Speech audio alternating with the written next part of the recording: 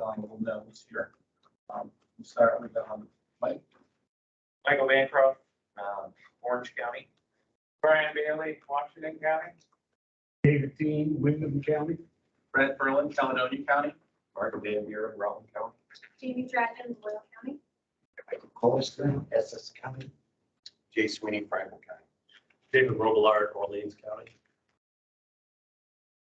And Nancy is not with us tonight. She wasn't able to make it. So I think that's it. We don't have anybody online, correct? Members? Okay. Okay, first item on the agenda is the approval of the minute meetings from April 6th. Any comments or feedback on those minutes as presented? I'll second it. Okay, motion to approve and it's seconded. All those in favor signify by saying aye. Aye. Opposed? Ayes have it. Public comments. Any public comments? No one in person and no one online? Yeah, Mr. Chairman, I thought a constituent from Wyndham County was going to speak to this today, but she's not online. We're setting up another time.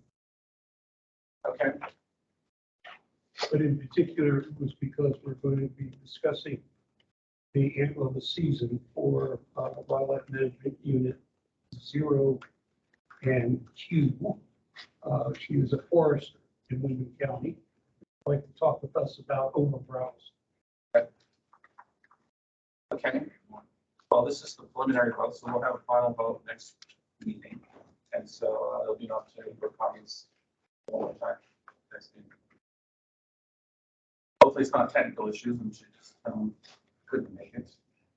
Okay, then moving on to item number 3, which is the 2022 Antlerless Harvest and Youth Deer season proposal. This is a presentation by the department to the board. And so I'll turn it over to Commissioner. I believe we have Nick Fortin on video, so I'll ask him to make himself visible and go ahead.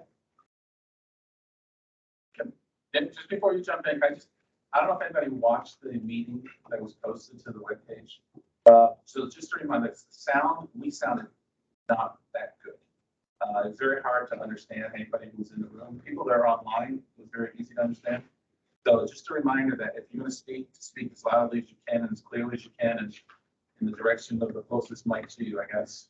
So, And Ally did order more microphones for the record. Takes a minute to arrive. If I could step up a minute before Nick speaks, and good evening, everyone. Glad to see you board in person here tonight. Good to see you. I want to say representative Dean, forgive me, but David Dean. So I think it's important I set the stage. David Sosville is also here. David oversees all of our wildlife management species programs to do that, including the big game team that Nick is a member of. So the proposal that we sent you earlier was where Nick had worked on it, worked also with our bionutrition research manager, Katie Heater. I think you met at the last meeting here with that. Also worked closely with David, and then also the big game team. We have 2 people from law enforcement who are active participants in the big game team. So they worked on setting the numbers, the proposal that's before you in detail. I intentionally don't go to that, so I don't influence their own scientific thinking. My earlier hat was in deer, as some folks know that to know me, but I think it's a healthy process. It comes up to me, and then I critically review it with the director of warden services, and then forward it on to the commissioner for his review. So it's important tonight that Nick is the principal biologist working on this. This is a proposal from the department to do that. A couple of key points that I thought is important for you, and I think some of us are at the public hearings picked this up. We've had 4 already. It was really informative to the folks. And I think the lady you're talking about, Lynn Levine, she participated in our virtual meeting, and she did comment a fair bit on deer browse and so forth. So I'm hoping it's her, because she always does communicate with us on her concerns on that. But we had, when you look at a population of Vermont deer numbers, I want to point out a couple of things in your report you have, which talking of roughly 128,000 deer this fall is what we expect in Vermont to have it. This proposal in front of you is looking at taking about 3,000 does or deer and then fawns and things in there. So I don't think hunters always draw that connection when they see, oh my gosh, you're going to recommend 20,000 permits or 19,000 or something. And in my head, is probably what they're thinking about is in the early days when Vermont used to have doe seasons and people would go out there and hunt them with their rifle. And we did shoot 7,000, 8,000, 9,000 does in 1 or 2 days. Those folks are still remember that. So I think when they see these numbers, that's what comes to their mind to do that. So I think it's important that you folks, some of you know, you probably can remember those days way back. And that's at a time and period when actually the department did not have control of antlerless deer hunting program. It was an annual debate within legislature whether we were going to have a doe season or not, as it used to be called by most folks. So that's we are pretty confident right now. I couldn't have told you that 2 years ago or a year, that we're a couple of years now into with the early muzzleloader season, trying to be able to predict how many deer are going to be taken with these permits that we're asking you to authorize here tonight. The purpose of tonight's meeting is that we get at a first step in going out to the public of what we would like to have agreement on for antlerless deer hunting in the state of Vermont this fall to do that. The key vote, as your chair alluded to, is going to be, I think, on May, if I get the date right, 16th or something, the third Wednesday in May. That's the vote, the procedural vote that we need the board to set these permits. And we're going to be asking you to issue permits for 19 of the 21 wildlife managers. It can go into all kinds of different detail with you on any questions you have on that. It's important tonight, I think, when we leave, that we have a general consensus and agreement where the department's recommendation is and where your thinking is, and to work through those if you have some strong disagreements. In the past, it's worked well, where a board member or two, they have certain wildlife management units where they have some concerns about. And tonight would be the time to bring those forward and discuss them and hear from Dick or others in the department about that. It would be much more productive. So then we're giving our best proposal to the public that will get the final input on. Before that, we're going to keep the public input period open as long as we can, probably like May 14th. We set up a phone-in number for people who don't have access to internet to do that as well, and an email address. And we're going to have 2 more hearings. We're going to get a press release out on those tomorrow. We're going to hold one in Essex, and the other one I think is Bells Falls. Is that correct, Nick? It is. I think so. I can't hardly remember all the Yeah, details. I'm sorry, I was slowly responding to requests for information. I just didn't see it, but Bellas Falls High School is a good place to hold it. Okay, perfect. So what we do, and I keep track of this, since we ever try to hold these here, we need to hold in certain regions.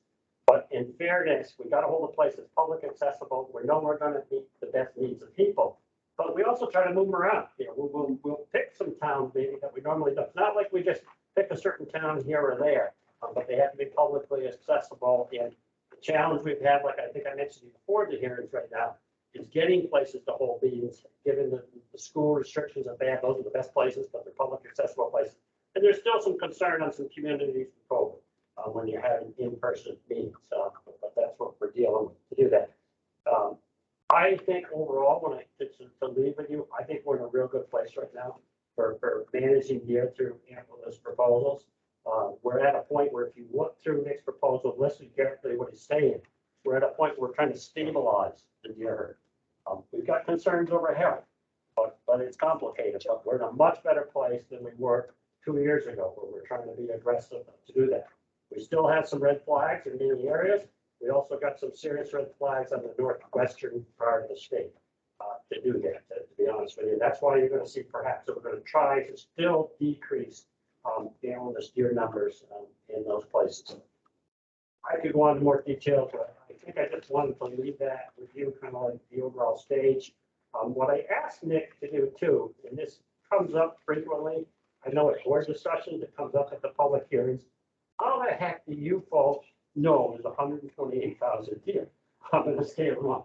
Well, we could be off a few thousand here or there, but I have full confidence when you've been in this business collecting deer numbers, looking at teeth at different age things for as long as this department has. And I will say the blessing for Vermont, because I get to hear this from my counterparts when I meet with them once a year throughout the Northeast.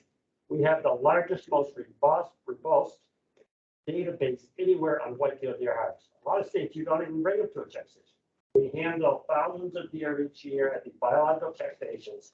We like to just rely on the numbers that come in from a check station, but I think if anyone here has ever brought their animal to a check station, you know sometimes that it may not be quite clean dressed the way this person would or that person.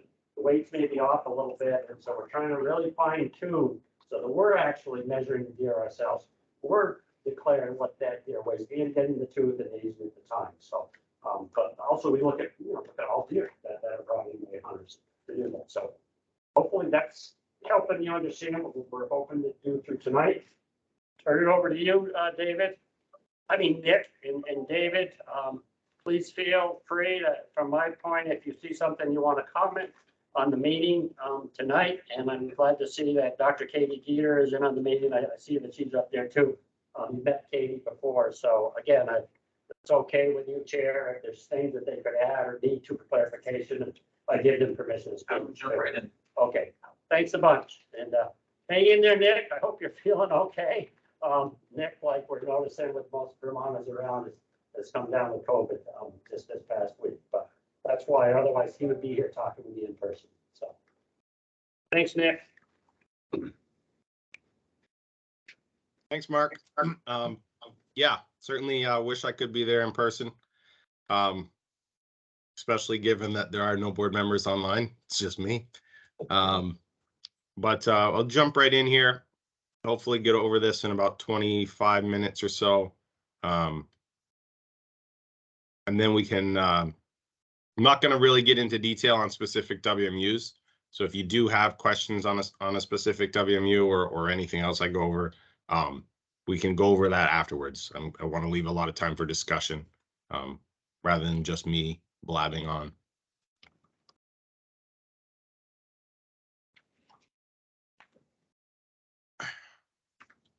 Okay. So you all have the recommendation. Hopefully you've had a chance to review it. Again, there's a lot of detail in there I'm not going to cover. I'm going to focus on kind of the bigger, broader picture stuff.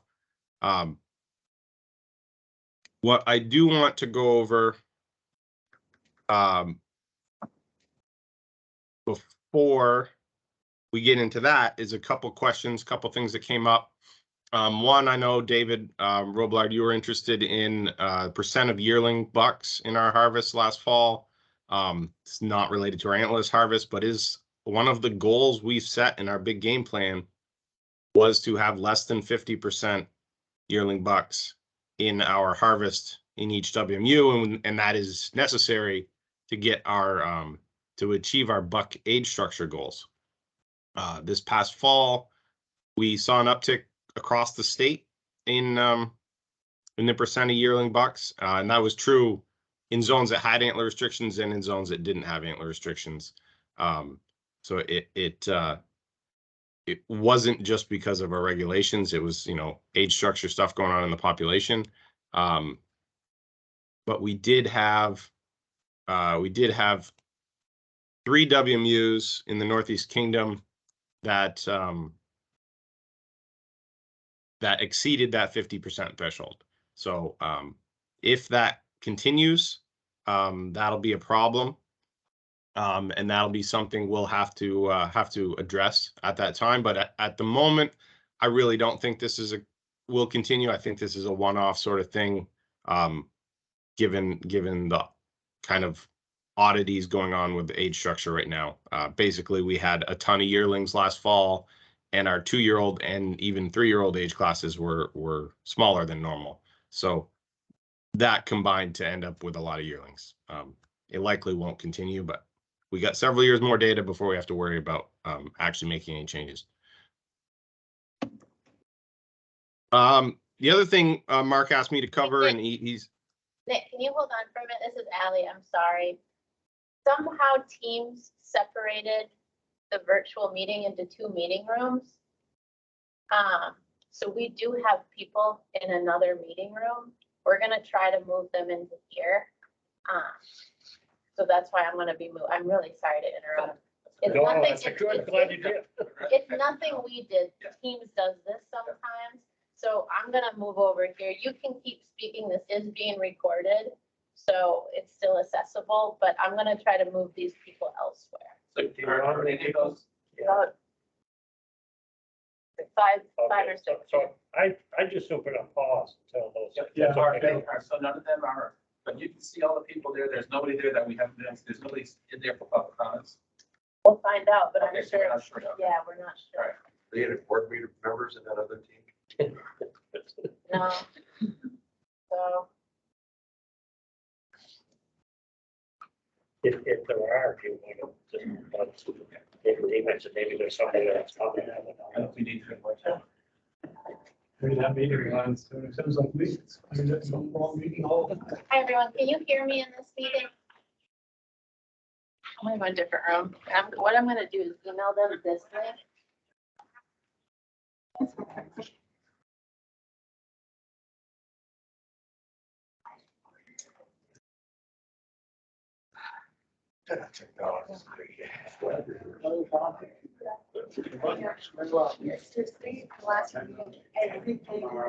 Electric has been giving me problems, so this is not.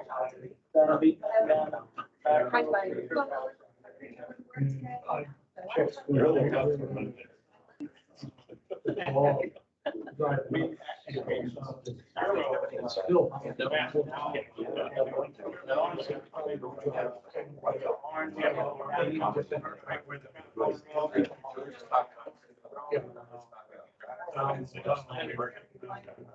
One night.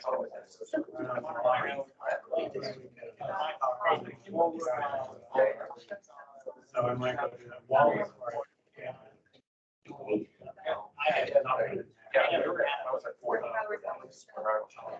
Which And then I heard the sound. many people would say that's very nice to me, and I'd be like, but I've seen you drive things. And I know what that thing is.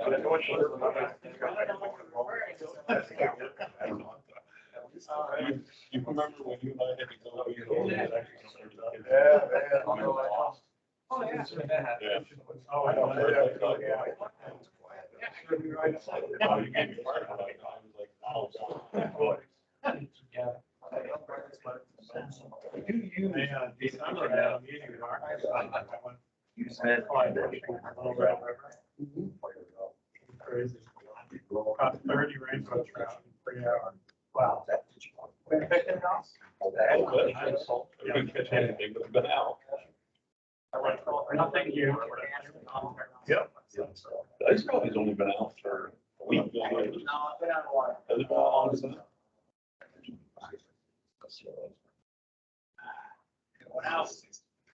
Way earlier than I was.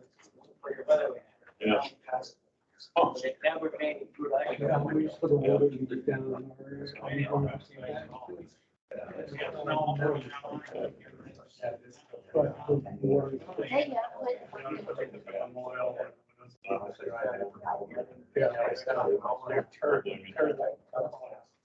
That'll do the sugar and turn out. But, you know, it's really fun. And then we're actually- And what's else? sorry,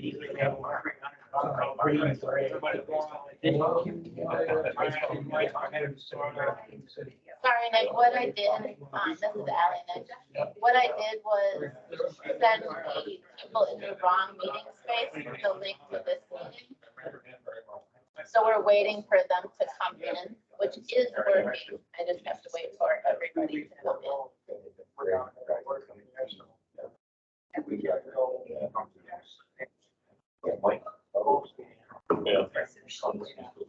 You're on.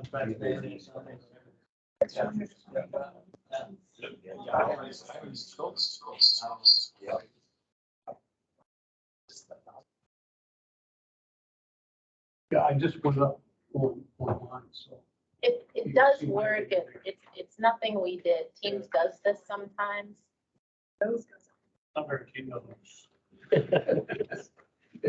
Put people in a separate room. the JV.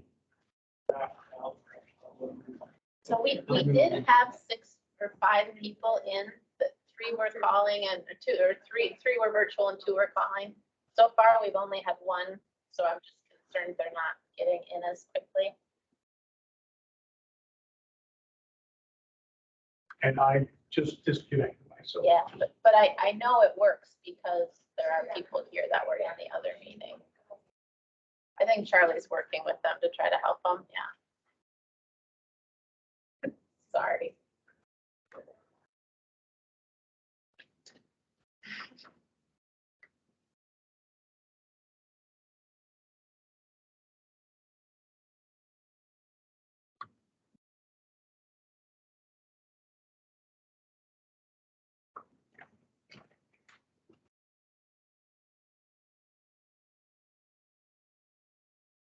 So when everybody does get in the same room, I think everybody know the public comments and let people who have the comments speak, have the 2 minutes. And we'll have the next day. This is one way to make a short meeting longer. I know, and we were, Yeah. We're doing so well.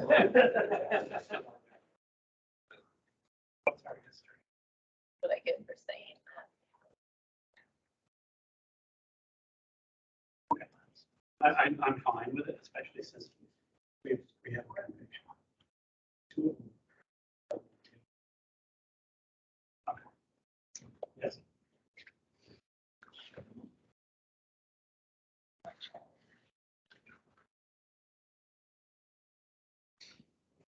Hear Charlie talking. Sorry, I know you're talking, but I can see her. She's typing, okay. Probably, she's helping them through the chat, I bet, to try to get to this. If they got onto that one, though, it shouldn't be. Yeah, that was, I just.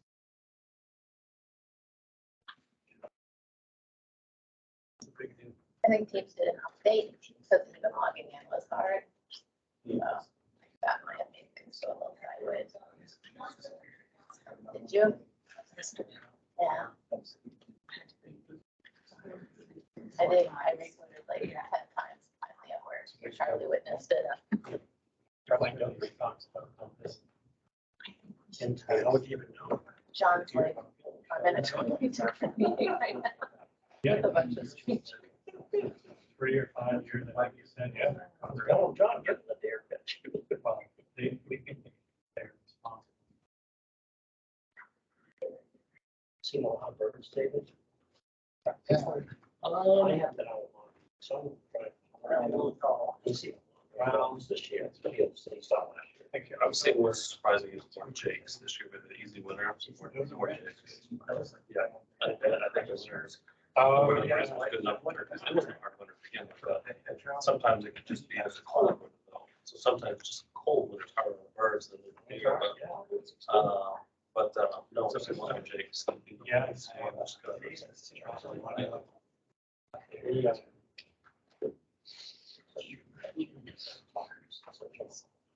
Yeah. Yeah. Sure. It's hard to certain agents. She could go on certain takes, but just finding some cuts, it's just like, see the same.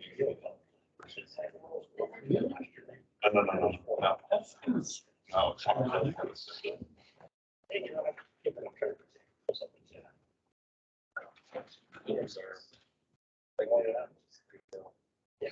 Where'd they go? They were here? yeah. They probably don't get that they have to wait to get let in, maybe? I don't know, I'm curious to what age seeing, for birds, and, the whole, like Kentucky, a lot of the Midwest, they're having a hard time with the birds. Real hard time. They're doing a lot of big studies right now, trying to handle what's going on. I don't know. Well, we regionally try and like brought up chiefs and these. Yeah. It's been a steady before. I do, yeah. More not yourself that you come. She's a goner. Yeah. Probably because I'm sure. I did not know that. I know her. What's going on? I'm curious, like in the Midwest, they're, I'm wondering how much predation, raccoons, nest predation. She's 3 years old. We think we're. Yeah. That's Still on the computer? It's hard.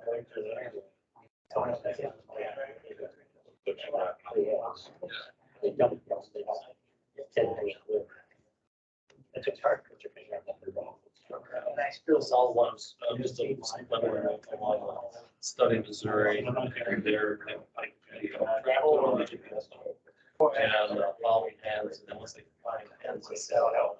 That's the cameras and that's. And it's interesting how many nests go, and then maybe this happens all the time, but how many nests we're gonna go out.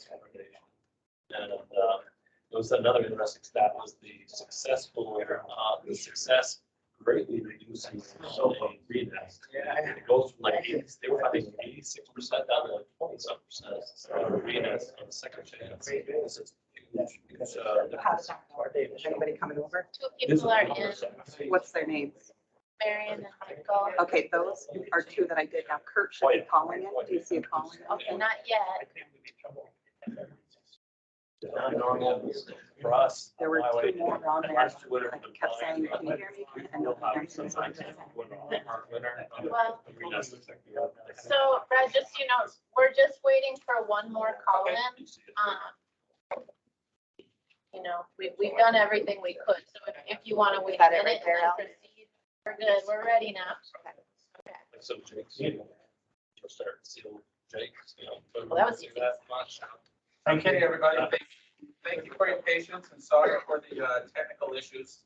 But I think we're all into the same room and all on the same page here. So Nick, if you can bear with us a few minutes, we're going to go back to the public comment section. And we'll start opening it up one person at a time. You have 2 minutes and your time will be managed from here. So I'll let you go with it.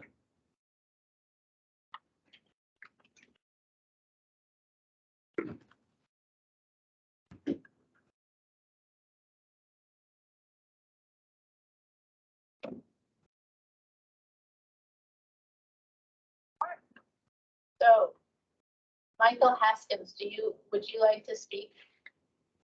If so, you need to unmute yourself. No, I don't have any questions or comments. Thank you. Marion, would you like to speak? And if so, you need to. Yeah, is this about anything in the meeting yet or something from before? I'm not sure of the agenda. This is the public comment period where you have 2 minutes to speak. Okay, because I'm here sort of representing my family from the Nichols Pond thing, so should I wait till that's happening? The individual who's going to be presenting the petition will be speaking at that point. If you have Okay. comments now that you want to make relative to that, you can do it during this 2-minute window that we're going to give you. Oh, perfect. Okay, yeah, I can maybe just reiterate some email stuff that I've been having. I mean, the general concern of my family is that our property became the primary access point. It's the Whitcomb property. And so I guess that was just our concern, is that as the state granted access, sort of we were unaware that we weren't sort of given any heads up until it was actually happening. And there's no trespassing signs, there's like, it's locked, but still there seemed to be that the state in granting access did not provide a safe access point to grant access that they were given. And so people's private land sort of became a de facto access. And with that then comes the question of liability. And I understand there's a statute about protecting landowners if people are crossing their property for recreational use. But those are the questions that we had. And I guess the thought that if the state was going to grant access to the lake, that they ought to somehow provide safe access that didn't infringe on people's private property. That was my family's thought. Okay, thank you very much. Thank you. And the call-in number, there's only one person calling, so if you're on the phone, you can speak.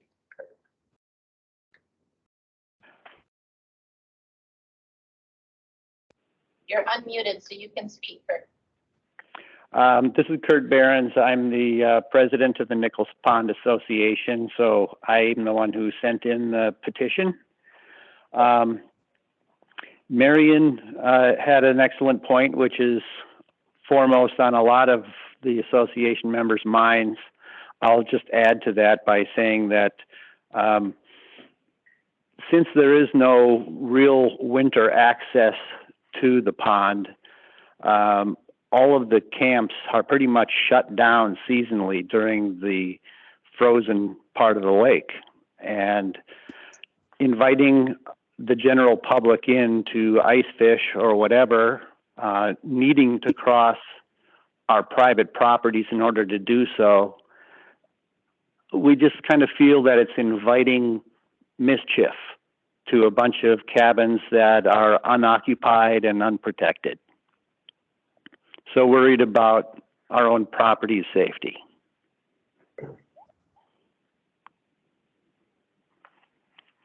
Thank you, Kurt. Is there anybody else from the public? No. Can I ask members a question? If there's nobody else from the public, do we want to take Kurt's comments right now relative to the petition? So he doesn't have to sit through the deer presentation. I would have no problem. Anybody have any issues with that? Nick, are you okay with that? If we postpone you just for a few more minutes here and listen to the presentation of the petition, and then we'll come back to you after that. Yep, that works for me. Okay, thank you. So Kurt, we're going to give you the your 10 minutes now to present the board with the petition, and then the board will hear what you have to say, and then we'll ask you a few questions if we have anything we need to have clarified. And after that, we'll ask the department for a response, and then the board will determine at that point, what the next steps are. So we'll start off with you have 10 minutes to present your petition, if you're prepared to.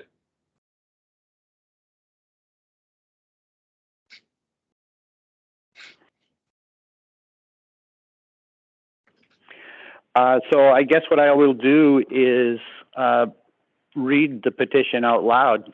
It's probably the best way to do it. The petition was sent to Vermont Fish and Wildlife, attention Christopher Herrick, the commissioner, and I copied the Washington County board member, Brian Bailey, in order to get the ball rolling. Subject is petition for rule change. Gentlemen, I am writing this letter on behalf of the Nichols Pond Association to respectfully ask you to consider a small change to the fishing regulations as they pertain to Nichols Pond in Woodbury. Specifically, we would like to add only open to fishing from second Saturday in April to October 31st. We believe this rule is justified for the following reasons. That addition, that phrase, I took from another portion of some of the rules so that it kind of conforms with other lakes in the state that are closed to ice fishing. Number one, there is no suitable public access in the winter. There's a private road to the dam on the Nichols Pond that is available to fishermen in the summer months, but it's gated and unplowed in the winter. Number two, the seasonal camps are vulnerable in the winter. The only way to access the ice is by crossing private camp owners' properties. There are no property owners occupying their camps in the winter except for brief welfare checks on the properties. Nichols Pond has a history of partying, vandalism, break-ins, and thefts. No property on the pond has been spared. The property owners believe that inviting the general public to come to the pond for any reason in the winter, when our camps are most vulnerable, needlessly endangers our properties. Number three, conservation of the trout population. Nichols Pond is a small body of water, and overfishing lake trout can easily be done. Ice fishing lends itself to long periods of fishing on the bottom where lake trout feed on dead fish and pursue smelt. Lake trout must compete with the invasion of smallmouth bass as well. East Long Pond is in a similar position and has recently experienced a decline in its trout population even before ice fishing was allowed. Number 4, the ice is unsafe for fishermen. There are underwater springs in some locations on Nichols Pond, which creates and hides thin ice.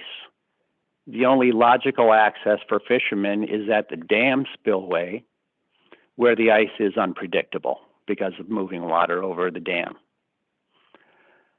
I know Vermont Fish and Wildlife tries to warn ice fishermen to stay away from the specific areas of lakes that are known to have unsafe ice. So inviting them to ice fish on a lake where the only real access point is known to have unsafe ice seems imprudent. Since January 1st of 2022, when Nichols Pond became open to ice fishing, we have already experienced an ice fisherman pulling a shanty with an ATV across private land without the owner's permission, vehicles blocking the turnaround area near the gate, and trash being left behind on the road. Please grant our request for this winter fishing rule change at Nichols Pond. We thank you in advance for the board's consideration and look forward to your response. There's one thing that I'd like to add to what Marion was talking about. Apparently there was at least one ice fisherman who contacted someone from the Whitcomb family, I'm not really sure who it was, about getting permission to access the lake. Another party who is also a member of the Nichols Pond Association was there in the winter and talked to the ice fishermen that were on the lake one Saturday morning where it was fairly busy, a number of ice fishermen out on the lake. And they asked, how did they get onto the lake and whose permission was asked? And everybody gave the same answer. So apparently the one person who did ask for permission to go across the property basically just told everybody else that was on the pond that that was okay for them too. And that's just not right. Can I add to that? Can I speak to that real quick? Well, technically, this is just Just to clarify, the one person that asked the family didn't really ask the family. It was an in-law that gave permission. When we found out, we did not know about that, which was a little extra piece of weirdness there. Okay, thank you. That's all I've got. Sorry, Kurt, to interrupt. I just wanted to clarify that. No, thanks for speaking up. Yeah, but I did not know that then that person was telling everybody also, because the in-law did not have our permission to give permission. Okay, thank you, Kurt. So, does anybody have any questions for Kurt? Okay, David? Kurt, how many homeowners comprise this homeowners association or lake association? We kind of organize it by how many camps are represented on the lake. There's a number of people that are active involved in the association, but there's only about a dozen camps that comprise the lake. So just so I'm clear, there's a dozen camps on the lake, and not all of them are they involved in this association that you guys have? Everybody was involved in the decision to put the petition together. Thank you. Is that your question? It is, thank you. No one objected. Kurt, I have a quick question. I'm somewhat familiar with the pond in terms of, where it is and how you access it, during the summer. So is that same road where you enter the road to go down to the dam, where I think you said you have a gate. It's gated during the winter, but is the intent that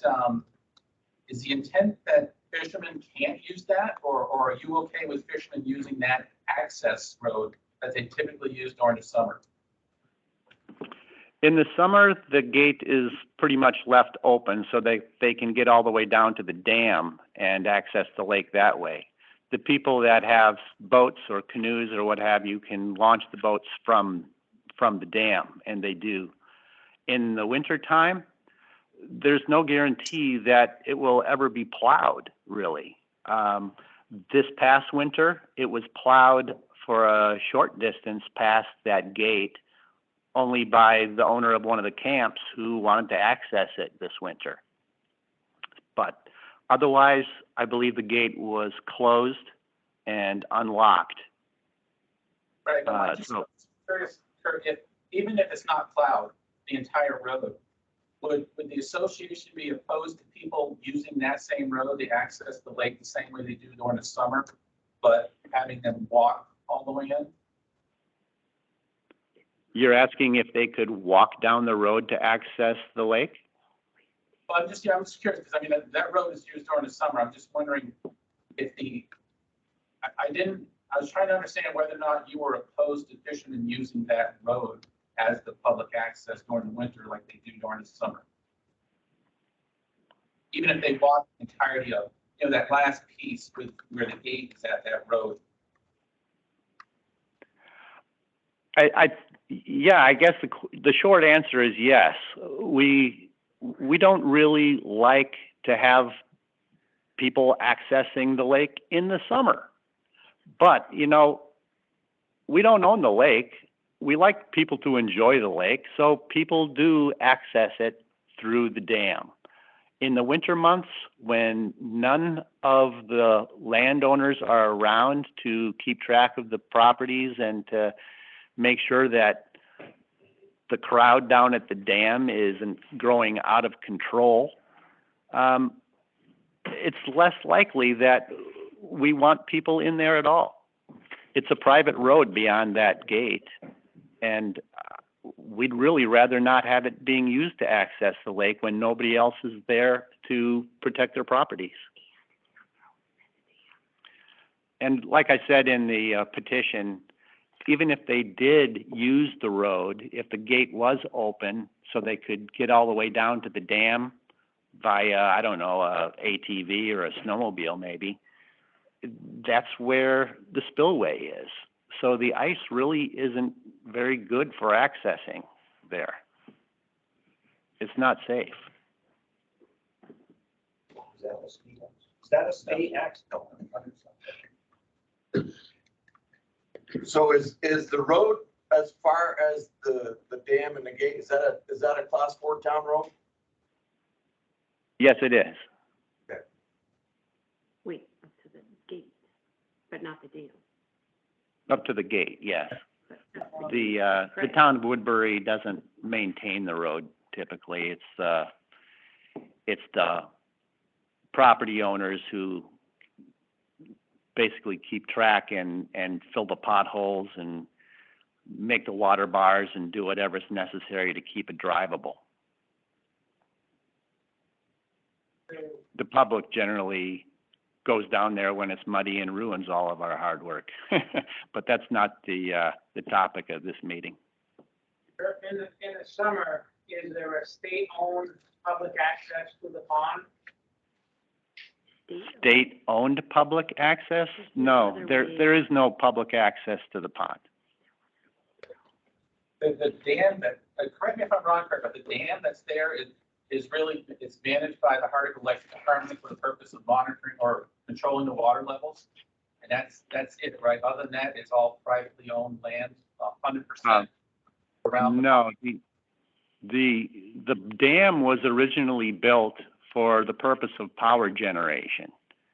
It's very much like the dam upstream at East Long Pond. There's a dam there which creates East Long Pond, and a similar dam down here at Nichols Pond that basically is just holding back water so that it can flow farther downstream to Macville Pond, where there once upon a time was a power generation facility.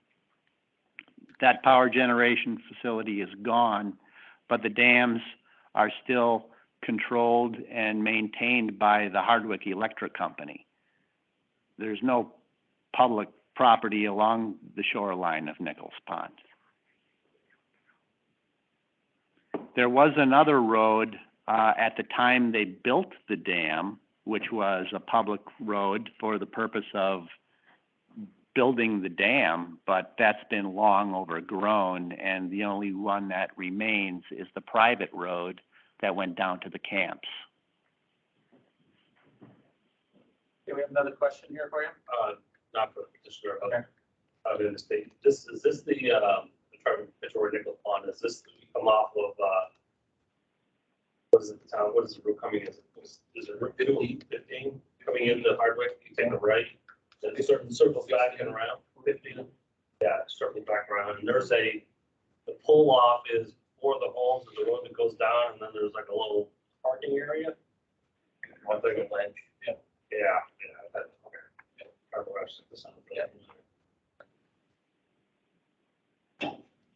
Any other questions for Kurt? Yes. David?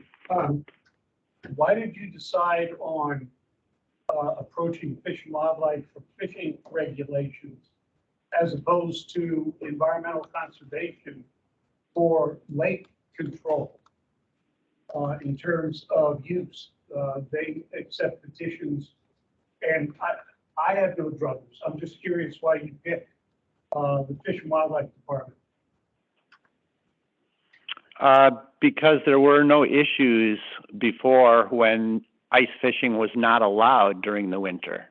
We're perfectly happy with the way the fishermen access the lake during the summer months, and it's a new rule change on the part of Vermont Fish and Wildlife that invited the fishermen in the winter this year for the first time, as far as I know. So it was the change in rules that we were objecting to. Yeah. Thank you. Another question for you, Kurt. Yeah. So give me some history here. Prior to this year with ice fishing being allowed, is there a history of vandalism, partying, trespassing in that area? Absolutely. It's famous. You can ask your own commissioner, who I believe probably came from some law enforcement aspect of the state government, and he's very well aware of the Nichols Pond Dam being a hot spot. So the addition of some ice fishermen in the winter didn't necessarily create that problem. No, it didn't create the problem, but because we know the locals who frequent the pond for fishing and for partying, we kind of suspect that it's going to be the same kind of a crowd that would be coming in the winter, and we won't be there to monitor things. And if we were to accept this petition and disallow fishing in the winter, that's probably not going to solve the problem. Well, so far we haven't really had an issue with break-ins so much in the winter. It's more when it's in the summer when it's more accessible. So there was no increase in break-ins that you're aware of because there was ice fishermen there this winter? I haven't heard that there was a break-in this winter, no. So, There was trespassing and there was a lot of trash left behind, but I don't believe there was a break-in. Kurt, another quick question for you. The trash and the trespassing, clearly it is unacceptable. But I think, do you think that there's a chance, because this was the first year that a lot of people fished there during the winter for the first time ever. And it sounds, if I understood the other speaker correctly, I think most of you were caught off guard by the change in the rules in terms of opening up that pond for winter fishing, for ice fishing. And I'm just curious if, and I don't know if you put up signs at all once you became aware that fishing was allowed during the winter. But I'm just curious if you saw a progression during the winter where the parking got better and people at least started appreciating what the right way to approach that pond is. And if you think there's a chance that next year with, you know, being, I don't want to say better prepared, but aware, and maybe putting up some signage and giving the fishermen some guidance on how to access that road, the pond rather, and that there might be it was the first year for everybody. So I just didn't know if that with some experience and some guidance that a lot of these issues might be able to be addressed. If you think there's a chance that that's possible. I'm having a little difficulty hearing you because of the audio, but you're asking me whether or not signage put up by Fish and Wildlife would help the situation? I just signage, whoever puts it up. But just now that we've got a year under our belt with that pond, now that people start maybe have a better appreciation of really what the kind of rules and the expectations are around that pond during the winter, that it would just be helpful for everybody. Well, I think it would be helpful. I think it probably would have been helpful to start putting signage up there at the beginning of this past winter season, because it was a new rule that they could fish it, but there were no rules posted anywhere about how they could access it. So they just accessed it by the most convenient place, the closest way they could from how close they could get their cars. And that was to the gate. And from there, they had to hoof it the rest of the way. And they went across Marion's property primarily because that was the easiest way down to the ice. The only May I chime in? posting. Go ahead, Marion. I was going to say, Marion, if I, yeah. Technically, now Kurt is the individual who's presenting the petition, and the public comments. You basically had your opportunity during the 2 minutes, and we have to stick to this process to be consistent every time we have a petition. So I apologize for that. But, No worries, no worries, no worries. Thank you. I was just going to say we did put up signs. Signed by you guys would be great, but. I was going to mention that the only sign I was aware of that was being put up by the person who was actually doing the plowing past the gate to get down to his camp. He was plowing past Marion's property for another 50, 60 yards probably to get to his camp. And he was having a hard time even keeping the plowing up because the fishermen were blocking the gate with their vehicles, and he couldn't even get down to his own camp or continue plowing the road while their vehicles were parked there. So he put up some signs of his own asking people to not block the gate, not to go past the gate,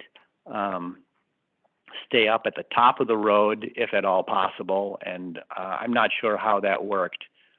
I did not have a presence up at the pond myself because I live in Brattleboro and I don't go up there much. So I'm basically just giving you information that was volunteered to me as the president of the association, and I'm sure I didn't hear all of it. Okay, thank you. Any other questions for Kurt? Not before, not for her. I just Okay. comments, so, Okay, if no other questions directly for Kurt, then Kurt, thank you very much. You're welcome to stay on and listen, but we'll deliberate here a little bit and we'll decide what the next steps are going to be. So thank you. Yep, thank you for your consideration. Okay. a couple things. One, I used to work on Middlesex office, and we would have to respond there in summertime, a lot of problems. But if the town, or if the state does not have a public access point, it's a privately owned class 4 road by Hardwick, not Hardwick, or Woodbury. It's Woodbury and Technically, it comes to Hardwick that turns into Woodbury. Wouldn't it be, trying to think, wouldn't it be on, could the petitioner go to the town, and then could the town block that road? I think the class 4 road that he's talking about goes straight from, Woodbury into Cabot, whatever it is. And then there's an offshoot of that road. Yes. That goes down to Pond. Right. It's that offshoot that goes down to Pond, which is all on private land. That's the road that they plowed, and that's the road that has a gate on it. So that, when he's talking about his road, that's the piece that I think he's referring to. So who, I guess the question is, if the town doesn't own that stretch, who owns that stretch, that people are accessing? Camp owners. The camp owners own that road, and they can block that road. So my understanding is the camp owners won't be on the gate. It's a class 4 town road to the gate. I think it's even, I don't believe so, but we can find out, but I don't. I think it's, like I said, class 4 road. And then off that, there's a right that goes down into the pond, and that gate is down a ways, down that private. I think with this is my opinion, is that, if I was a camp owner, let's just say camp owners change hands, and if I wanted to go ice fishing now that I'm on a camp, you're trying to curtail one problem by trying to attack another problem. And I don't know that, going after fishing is necessarily, I get the point. How do you lock these guys out? Yeah. But I think it's more of a problem this summer than it is spring. Yeah. Than it is that winter. Obviously, they had a problem this year. But I think that's the figuring out how to block that road access altogether should solve the underlying problems. Catherine? Two things. One is we can do some research because V-Trans has a map that shows which roads are town roads and which ones aren't and what classes are. The other is that, before you kind of finish your deliberations and discussion, you may want to hear from the department about kind of a recommendation for a path forward. Because it may just be a little bit more efficient. Sometimes we request, we recommend that you table, a petition for a certain period of time for whatever reason. Sometimes we make a recommendation right away. Sometimes we, so I think Eric Palmer is on the line and he could provide you with a recommendation today. And that might be helpful. And then that might be helpful in terms of One of the things, when I saw that petition, one of the things I did, I looked at our manual, our rules, fishing rules, and I looked at all of the open waters for ice fishing. And you see the key on there, it shows that its access is private only. And I think there's two different private, and there's a couple. One is like rooftop access. You can put your boat on the rooftop access, and the other is carrying. And I think I saw probably 6 or 7, maybe 8 across the entire state that are like that are open for winter. So there's some number, half a dozen or so. So this isn't a totally unique situation. A comment for you. If you would like to see the town highway map, Ally can bring it up on her computer to people 12 seconds. The first 4.5 miles of that, or 0.45, first half mile, is a class 4 town road. And there's a gate, and there's private access by that. And I'm reasonably confident that the rest of that is a needed road for the Hardwick power plant. I think others have deeds to it, but they are the controlling body in that road. Jay? So I guess what I would like to do, and I won't put it in form of a motion yet, but some of the questions I have is when we have a waterway that's surrounded entirely by private land, how do we manage that? What makes it a state waterway versus a private pond. Is a private pond defined by one owner that's property surrounds the whole pond, or in this case, There's a third definition. If um, it's connected to the waters of the state, it has both an in-stream and an outstream. So it is a water. and then, you know, talking about the fishing, the trout population stuff, the regulation I saw was like a 2 trout limit. I was looking at the right one. But I think we need some more information from the agency as far as this particular pond and others for personal information that fall in the same category as to how we address problems like these. I don't like restricting fishing on state waters to anybody. I understand their concerns about the vulnerability of their camps, but it doesn't sound like the fishermen are causing this problem to me initially.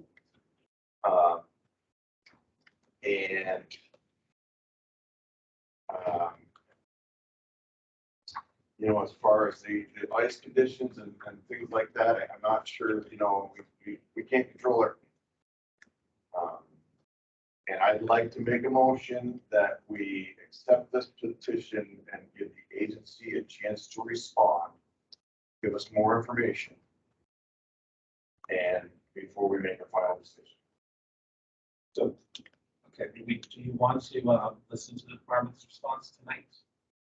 If they have a response tonight, If you have a certainly. response, yes. Oh, sure. We have a hand up from Lynn, and I'm guessing it's because she was late and doesn't know where we're at in the meeting. So perhaps you can update her that the public comment happened. And is the, She was gonna talk about deer browse and the antlerless. yep, and our next opportunity would be the next meeting, which is, yeah, whatever it's gonna be, we'll post it, whatever it's gonna be. All right. She also can send a comment. So do you want to say that out loud to her? Hi, Lynn, how are you?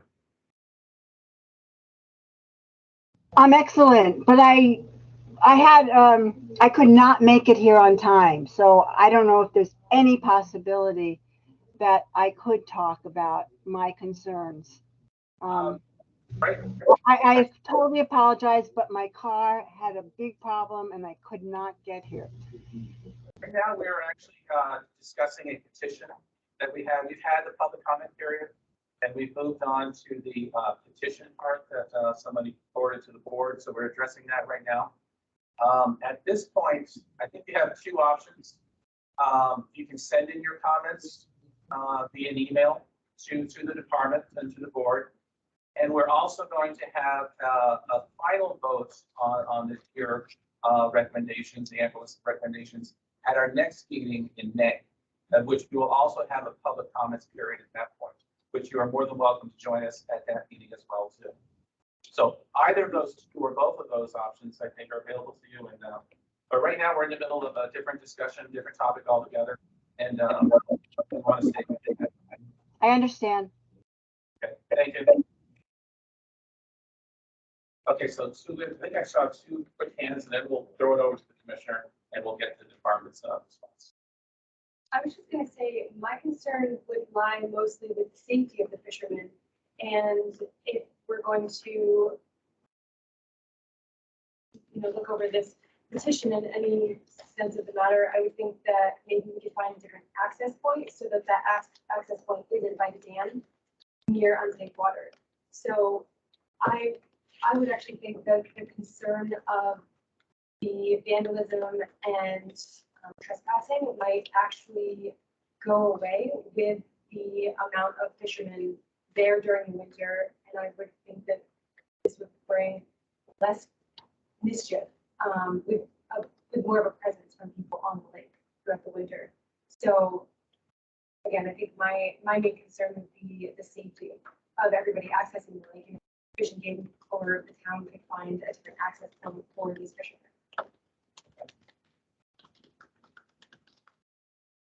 See any other hands or any other comments? So, Commissioner, Is Eric prepared speak with us? So I'll give Commissioner the opportunity Okay. to decide whether or not he wants to do that. And we may have been able to say a fair amount of discussion. That was a good discussion.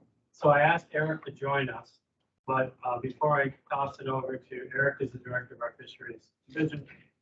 I think our recommendation is more towards giving the department the direction to come back with some recommendations. I don't even know if you need a motion to do that, but I will say there's a lot here. And what we need to parse out is what's fish and wildlife and what isn't. And also look into each of those issues and come back. It's certainly not something that we're going to be able to address tonight. And I don't think the board would be in a position to make an informed decision. So with that, I will ask Eric, is there anything you'd like to add to the conversation? I think that's the best approach. There are a number of facets to this petition. As I think the board knows, we didn't just open Nichols Pond to ice fishing. We opened quite a few small lakes and ponds to ice fishing with the regulation changes that took effect in January. Nichols Pond, it is a public water body. It's larger than 20 acres and it's not entirely surrounded by one landowner's private property. But we do not have guaranteed public access. We have been using the road into the dam for public access. We manage lakes differently if there's not public access. Among other things, we don't stock them. Nichols Pond is stocked because it has had public access in the summer. So that, just for some background, that's how we've managed Nichols Pond is as a water body that doesn't have guaranteed public access, but that has had good public access for, the last 80 years. Winter access obviously is different. We plow a number of access areas. There's a number of remedies we could look into for Nichols Pond. But my recommendation, similar to what the commissioner said, is to give us some time to look into this, talk to the local warden, talk to Hardwick Electric Department, and come back to the board with a more robust recommendation in the next month or two. Thank you, Eric. Thank you, Eric. Anybody have any questions for the departments? Okay. Somebody want to make a motion to? We have a motion on the table. Right. Either you decide for lack of second or. Okay, that's fair enough. What was your motion again? Motion was to accept this petition and give the agency time to formulate a response to answer some of the questions that have come up. Which is very consistent with what you started area and the commissioner said. Okay, motion and a second to forward the petition to the department for review and to come back to us with a recommendation. All those in favor, signify by saying aye. Those in favor say aye. So Brian McCarthy, Jamie Dragon, Michael Bancroft, aye. Brad Curl and aye. Dave Robart, aye. Nancy Matthews is not here. Marty Van Buren. Michael Colson. Aye. Brian Bailey. Aye. Jay Sweeney. Aye. David Dean. Aye. Okay, that's it. Ayes have it. 9-0. Okay, thank you. Okay, waiting in the wings. Kurt, are you still with us?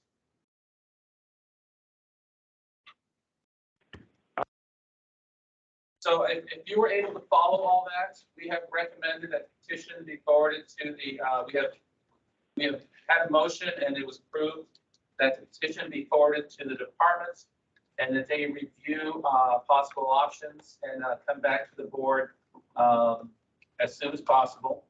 Whether that's our next meeting or the meeting after, we'll know. And with a path forward on this issue. So we will know more then what their recommendation is.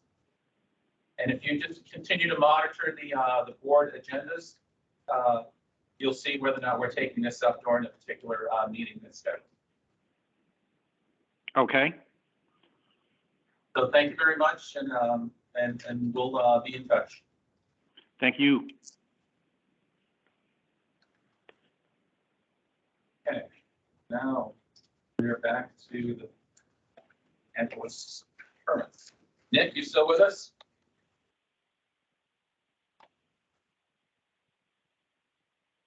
Man, you want me to just pick up right where I left off? Yeah. Okay. I'll just jump right back into it then.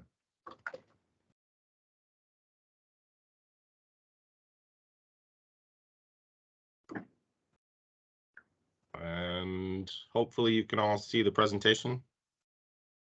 Now we can. Yeah, yeah. It's at the beginning right now. Yeah, okay.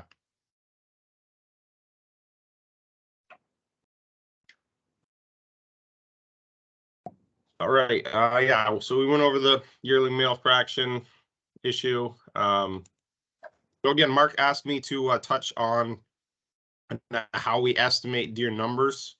You know, how we come up with these population estimates that everyone loves to argue about. And so to go through this kind of quick, this isn't meant, some of you have seen this before, parts of this before. This is not meant to be a thorough course where any of you are going to be able to model a deer population after this, but give you a general idea of how we do this. Hang on. So one of the more common models that is used, it's a type of model, a group of models, is called a Reconstruction Model. And it's called that because we're looking back in time, kind of rebuilding the population, often based on harvest-related data. So a basic reconstruction model, which in fisheries is called a virtual population analysis. This is a widely used model. States use it as their primary deer population model, the version called a Downing model. But essentially, we use the age of deer when they're harvested to build back through time, figure out how many deer there were in the past. So like in this example, you know, if we harvest a 3-year-old deer in year 3, in this example, we know that deer was alive in year 2 as a 2-year-old and in year 1 as a 1-year-old. So we can, in that way, build back through time to come up with a population estimate. So if we add all of those deer back, we can figure out how many yearlings we had back in year 1. And as this works through time, we can eventually, you know, come up with a full picture of our population. For us, particularly our buck population. The issue with this model, it's really reliable and it's great to check our other models. The issue with it is you have to be 4 or 5 years in the past to get a really accurate estimate, because a lot of those younger deer haven't been harvested yet, or a lot of those deer that were alive last year, for example, still haven't been harvested, and they won't be for several more years. So we don't know the most recent years, but it gives us a really accurate picture of, you know, 4, 5, 10 years ago.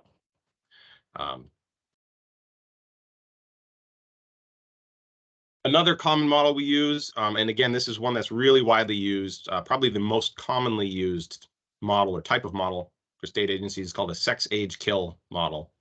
This is a different type of reconstruction model. And the main part of this is understanding the buck harvest rate. So if we can estimate, if we know what percentage of our entire buck population is killed by hunters each fall, we can easily get from a harvest to a buck population estimate. You know, for example, to make it simple, if we knew 50% of our bucks were killed by hunters each year, you take your harvest and you double it, and that's how many bucks you have out there on the landscape, right? So that's the basic principle of this model. So there's your buck population. You double your harvest. And then to get to an actual deer density, because this just gives us bucks, right? Our harvest is heavily focused on bucks. Our antlerless harvest is so skewed based on what we're going to talk about tonight and how we regulate doe hunting that we really can only do this for bucks. So to get from bucks to an overall population, we have to do a little bit more math, which is pretty straightforward. But you have to know a couple ratios to do this. So all the boxes in orange here are the parts we have to actually estimate to come up with a deer population estimate. Like I said, we know the buck harvest, or we know very closely at least what the buck harvest is. We don't know exactly what the buck harvest rate is, but we do know from age structure data the buck mortality rate. So we know what percentage of our bucks die every year. The trick is getting from what percentage of that mortality is from hunting and what's from other things. And we can do that over time with age structure data. We can get really close. Once you have bucks, you can get from bucks to does with your sex ratio, right? If you have 3-to-1 sex ratio, 3 does for every buck, that's pretty simple math, right? Multiply your bucks by 3. And then from does to fawns with your fawn-doe ratio. Again, we can actually get at those ratios with our age structure data. So, you know, building back through time, it doesn't, I'm not going to go into it because I don't have time, but you can actually get at sex ratio with age structure data. Obviously, you need both buck and doe age structures. But we can get at all of this with our age structure data. And the last model I want to touch on, which is the other primary model we use, we call doe pop model, because it tracks the doe portion of the population rather than bucks like the other models. And this is called an accounting model. Basically, you're accounting for all of the additions and losses to the population over the course of a year, to the doe population. Just as with the other models, we know what the harvest is, and from the harvest, we can pretty reliably estimate what we call it wounding rate, but really it's a combination of wounding loss and non-reporting. So harvest-related mortality that isn't reported in the harvest, which is pretty small, but it's not nothing. And then the parts we have to estimate are the winter mortality, or the really non-hunting mortality, and then that summer fawn mortality, so newborn fawn mortality. And we use this model. We have a version of this that tracks through time and is actually incredibly reliable in predicting our population. But we also use this model to project forward, right? So what we're going to talk about tonight is next fall's deer population. So those reconstruction models just tell us what we had last fall. They don't tell us what we're going to have this coming fall. And that's where we need to rely on this doe pop model to tell us, you know, based on how severe the winter was, how healthy our deer are, basically the where the population is relative to carrying capacity. We need to project forward and estimate how many deer we're going to have this coming fall. And this is the way we do this.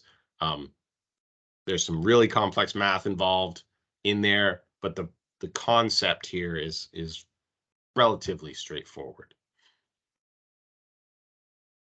But I want to emphasize that we do not need to know how many deer there are in order to effectively manage a deer population. It is primarily something for hunters to argue about.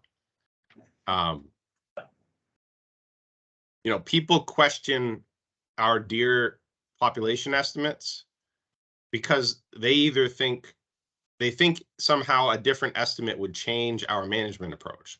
Like if we had a lower population estimate, we wouldn't be trying to reduce deer numbers. Or if we had a higher population estimate, maybe we'd try to reduce them more. But our goals, our management goals are based more on population trends and population health. So what we need to know is that population increasing, decreasing, or stable? And where is it relative to carrying capacity? So is it in balance with its habitat, or are there too many deer for the habitat? Could there be more deer? And that is really what we manage on. So we could be way off with our population estimates, but we know from particularly the health data we get where that population is relative to carrying capacity. And all of our models, even if they're not producing a reliable number, produce really reliable trends. So at least they get the increasing, decreasing part right. So that's what we need to know. And our goals, our deer number goals that are set in the big game plan are based on carrying capacity. So yes, they're an estimate of deer numbers, but that is all based on literature and our own data of what we think is sustainable in those areas, based on past density estimates, based on the current health of the deer, and based on the current condition of the habitat. Again, those are predicated entirely on the condition of deer. In the big game plan, we also have these minimum physical condition thresholds for every WMU. We have thresholds for yearling antler beam diameter, yearling male weight, fawn weight, and adult female adult though birth rate. We know that as long as populations or all these metrics are above these thresholds, that our deer are healthy. There aren't too many deer for the habitat. If we're below these, then that throws up a red flag. We know we have too many deer, regardless of what the number of deer is. And our data on health, most of you have seen this multiple times at this point, but our data on deer health shows us that clearly over the past 30 years, we have had too many deer in a lot of the state. Physical condition has been on this long, slow decline. Excuse me. I'm wishful, perhaps, that we're starting to see an uptick in the past couple of years as we've knocked the population down, but we don't know that yet. But we do know that this yearling antler beam diameter is declining and is lower than it should be. So we do often get asked, like, well, where should it be? And that varies depending where you are, but we can compare Vermont to our neighbors in yearling antler beam diameter, and you can see we don't really stack up very well. This is a small measurement. We're dealing in millimeters here. But we're 16 to 16.5 millimeter yearling beam diameters, and all of our neighbors are around 18. Again, small measurement, but if this was body weight, we'd be talking about a 10 or 12 pound difference in body weight. So it's significant difference. We should be doing better. And then I do want to point out, so I'm not going to go through every WMU, like I said, but I do want to point out that all of this information is available for each WMU. So all of these physical condition measures, the data we have, what the threshold is, and recent trends in both deer density and harvest for every WMU, it's all in the recommendation. This is really what we're basing our decisions on. So I hope, if you guys have questions, that you've reviewed what's there. J1 here is a great example of a unit where we are not meeting our current criteria. Every physical condition measurement is below that minimum threshold. In fact, these numbers are objectively poor, no matter where you are in the deer world. We have knocked the population down in recent years in J1, and we're now looking to stabilize where we're at. But we're going to have to hold it there for some time to see improvement. I did want to show this. WMUA is sort of the opposite end of the spectrum. This is a place where we have way too many deer for the forest habitat that exists in the islands. But deer are actually in really good physical condition. Sort of one of those odd things where, half of their world is a food plot, so it doesn't matter that there are too many deer for the forest. They still have access to lots of food, and they do fine. We do need to reduce deer numbers there, and so, you know, we're going to try there. But anyway, just to emphasize, this is all there for every WMU. And if we have questions, this is what I'm going to reference. Okay, getting into current status this year. So we just had yet another relatively mild winter. That's now 6 of the last 7 winters have been on the easy side. Really, the only reason I think our final winter severity is going to be about 27 or 28 WSI points. Almost all of those are for below 0 days in January. Very little snow in most of the state. Of course, we don't manage statewide. Winters aren't the same statewide. But again, you know, almost every area in 2022 had an easy winter, particularly easy in the Northeast Kingdom, much less snow than normal. About normal, oddly, in parts of Western Vermont, but normal is easy in Western Vermont. And again, all of those were just below 0 days, which, you know, below 0 days do cause deer to burn more energy, which matters. But when the snow isn't deep and they're able to access more food in areas outside of normal winter range, that's more important, right? Their access to additional food is more important, and those below 0 days don't make that big of a difference in easy winters like this. So with that in mind, and considering what we've had for antlerless harvests in recent years, we are actually predicting a slight decline in the deer population, couple percentage points from 2021. It's, for the most part, there's going to be about the same number of deer in most places. Again, the reason we're not seeing an increase after a mild winter is because of antlerless harvests in recent years. And I will emphasize here, this is not because of last fall's antlerless harvest. Last fall, we kind of came up short of where we would have liked to have been.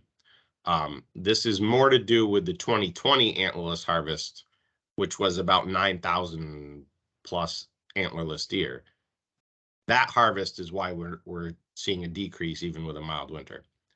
If we see another mild winter next fall, this past fall's harvest was not enough to prevent growth in that case. So remember, we're working multiple years out before we see an impact of our harvest on the population. But again, we don't manage deer statewide, so that statewide number is entirely meaningless except to the media and hunters. We manage by WMU, and in most WMUs, our objective at this point is to stabilize deer numbers about where they're at.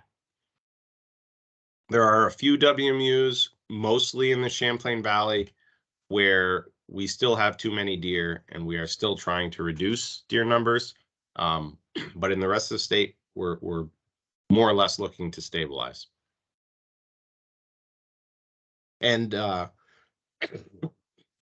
that's pretty good progress. So those of you that have been around for a few years know that, you know, 4 years ago, we were looking at reducing deer numbers in most of the state. We've made a lot of progress in the last 4 years, and now most WMUs are close, at least, to where we like to be. You know, some of them are very borderline and might fluctuate back and forth a bit, but we're very close to where we want to be, and you know, this is kind of where we hope to be, and continue this going forward and stay right here.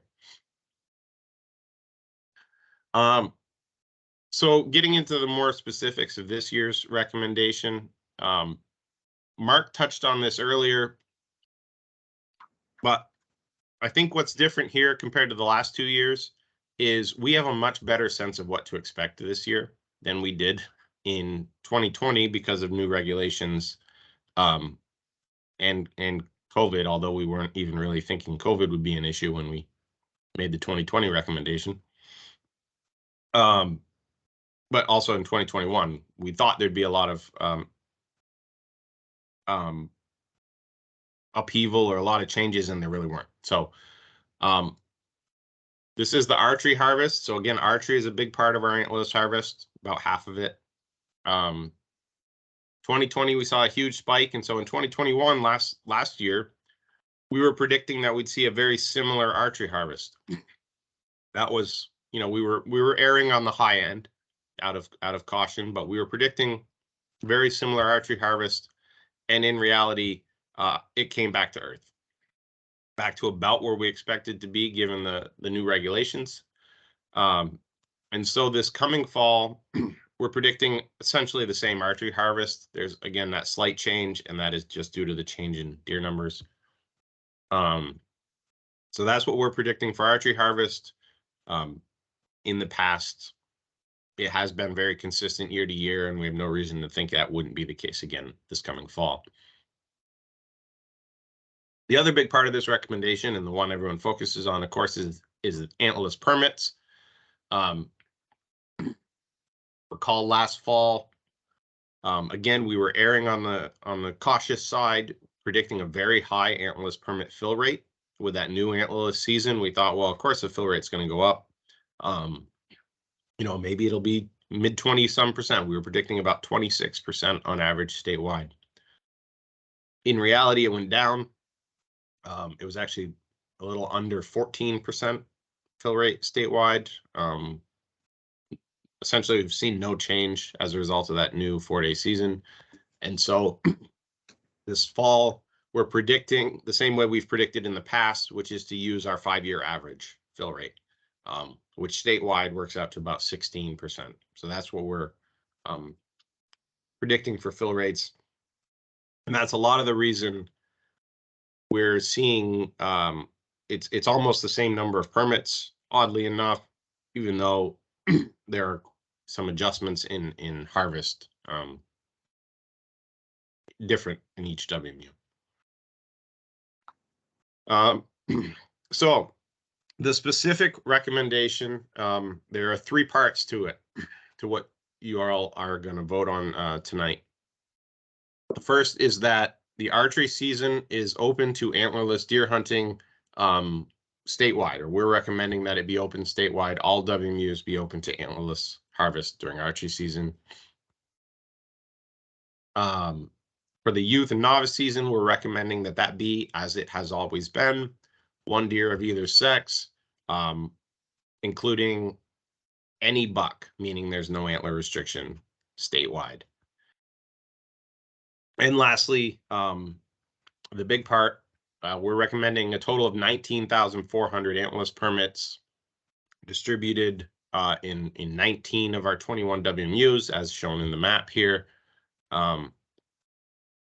Again, any questions, I'm happy to go into any more detail on any changes we made from 2021 or reasons behind that. But this is our recommendation and what you all will be voting on. So I'm going to stop there. Let someone else talk for a little bit.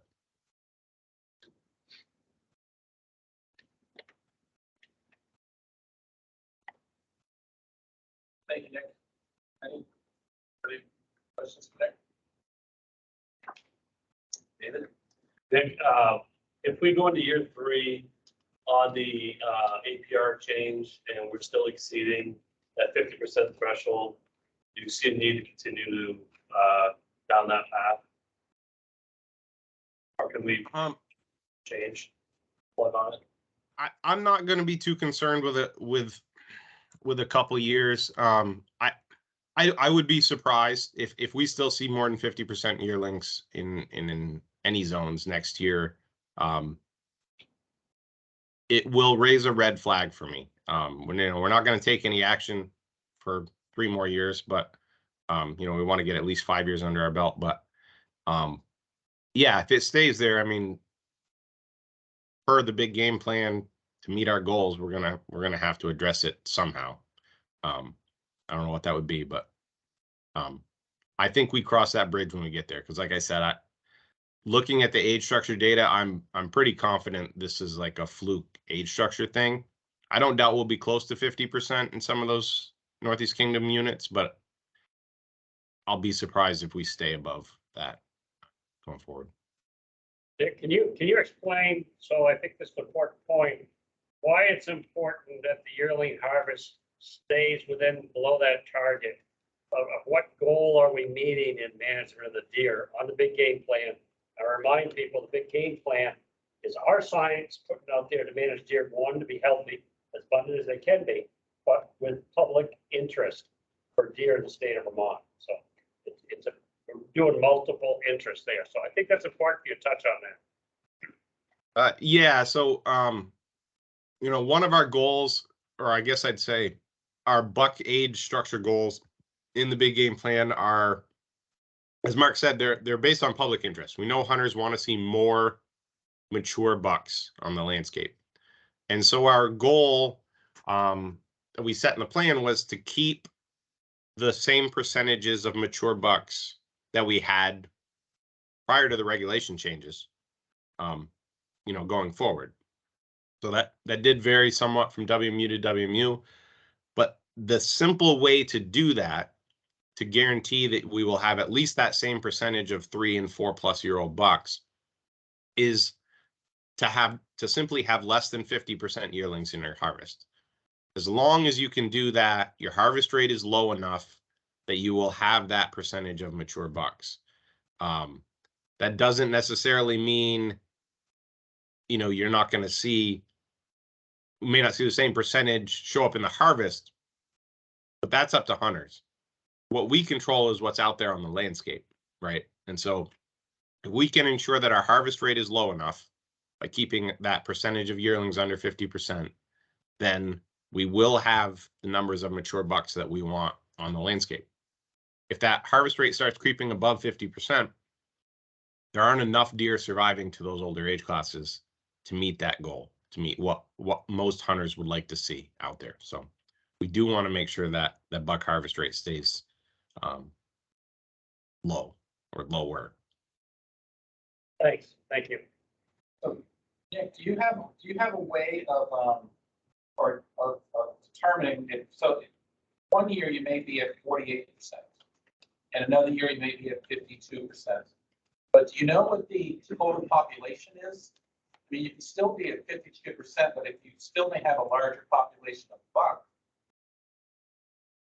does it matter what do you have to take the total population of bucks into consideration, even with whatever the percentages of take for antlerless? It can get a little complicated when you really start digging into it, but I would not, and we didn't specify this in the big game plan for good reason. We didn't want to pick a certain number of years that we would have to exceed or whatever. But 1 year exceeding that threshold is not a problem.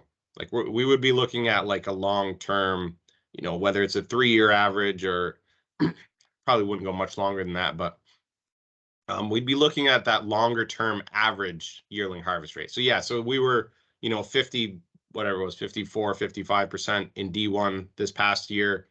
If we're 45% next year, you're averaging about 50. I think that's okay.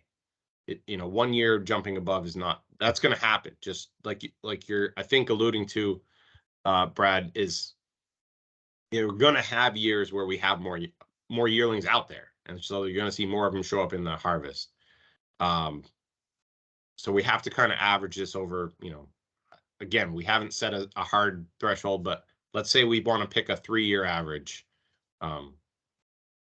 And say our buck harvest rate over those 3 years needs to stay under 50%. We're probably going to look at it more that way than worrying about any 1 or even 2 years. No, I appreciate that. I was just thinking that you don't really have control over what a hunter's going to take or not take, and whether those hunters choose to take a yearling buck or not, and so really it's So I'm just trying to understand, I mean, I get the point why you want to do that, I really do. But we're really dependent on really the habits of a hunter. If they choose to shoot a spike horn, they choose to shoot a spike horn. And if that seems to be prevalent in a particular area, then I don't know how that's an indication of really how many buck overall are in that area. That's all. It's a compounding factor. Yeah. Yeah, you start harvesting high amounts of your apple deer, your other age deer age out. You know, whether it's they die through just old age or predation or whatever it may be, they're not on the landscape. It's a compounding factor. Whereas, so again, if you're exceeding those 50%, by year 3, you're not going to have those 3-4-year-old deer, and you're going to revert back to days of people are going to shoot what's on the landscape, and they're going to see. You know. Yeah, David is right. It's it is that compounding factor. So I mean, ultimately, what we're trying to manage is the overall harvest rate. What percentage of our bucks are being killed by hunters every year? But we don't have an easy way to measure that year to year. We know as long as that yearling percentage is less than 50%, our harvest rate is low enough. If the harvest rate was higher, even, you know, you could go a few years theoretically with a high harvest rate and a small percentage of yearlings, but eventually, like David said, you wouldn't have enough mature bucks, and the only thing left to hunt would be young bucks, and so they'd be more than 50%. So it is something that compounds over time, and we know as long as we can stay under 50% yearlings over time, that will be okay.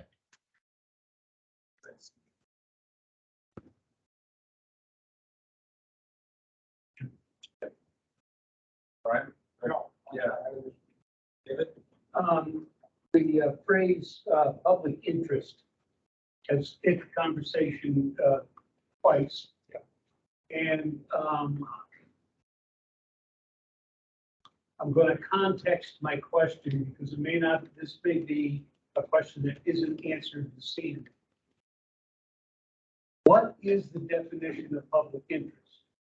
Because one of the reasons that I know that Grizzle meetings with this evening is that the public interest of maple producers in Wildlife Management Unit 0 or O is being damaged by what she calls overbrowse. Those are her words. I am not a forester. So does public interest include their interests? And is it incumbent on us to figure out how to address that interest at the same time with, I understand, protecting the health of the herd, balancing objectives with habitat capacity, but are there other public interests that go into this calculus? Yes. So when we say public interest, I mean, this is based on a survey of all Vermonters, not deer hunters, all Vermonters. You know, our granted, I don't know that we can break it down by WMU for that survey, but it is a survey of all Vermonters and asks, you know, do you want to see more deer, fewer deer, same number of deer? We know that all hunters want to see more deer. That's not anything we need to do a survey for. But even most Vermonters, more Vermonters would rather see more deer than fewer deer in pretty much every part of the state. And that you see that everywhere in any time any state does a survey. You know, states with 80 deer per square mile do surveys, and most of the public still wants to see more deer. Nonetheless, our goals are based on ecological carrying capacity. And I'm not going to deny that we've had too many deer in some parts of the state, and that has caused issues to forest health. But if we can keep deer at our established goals or below, forest health will improve. Now, you also have to keep in mind, we manage deer on the scale of a wildlife management unit. And we can't manage at smaller scales. There are absolutely areas within wildlife management units, almost any one of them, where there are going to be too many deer, there are areas that I would argue get overhunted because they're probably public land or very open land, and that's the place hunters can go. And so there are fewer deer than there could be in those areas. We're always going to have that challenge of how do we manage deer in these pockets, usually private land. You know, we can't pick and choose, and we certainly can't and wouldn't want to manage an entire management unit differently because there are small areas with too many deer. We have to look at that whole overall picture of a WMU, say, all right, this is our goal. We have every reason in the world to believe our goal is sustainable. We try to manage that large area to have that number of deer. Now, I mean, it's not going to change overnight. Just because I'm telling you we're at goal now doesn't mean magically everything's going to get better. It's going to take a long time for forest health to improve in areas where it's damaged. This also, you know, in many ways comes back to in O and Q,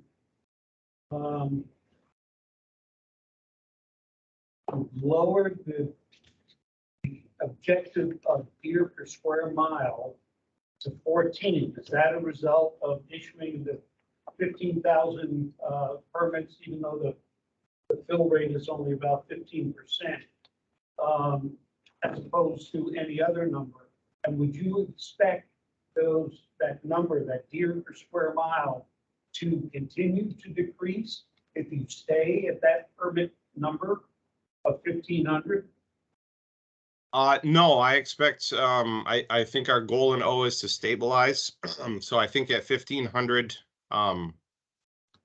we should hold steady at about, you know, wherever at 14, 15 deer per square mile, roughly. I don't expect it to continue to decline. And that wouldn't be our goal, because our goal is 15 deer per square mile for O, and that's about where we're at.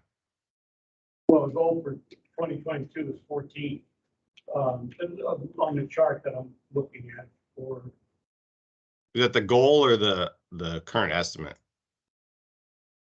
it must be the goal. It's 2022. I'm looking at the column 2022.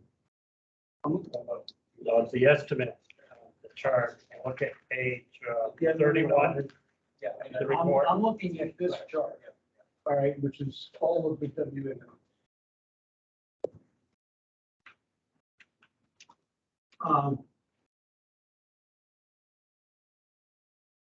If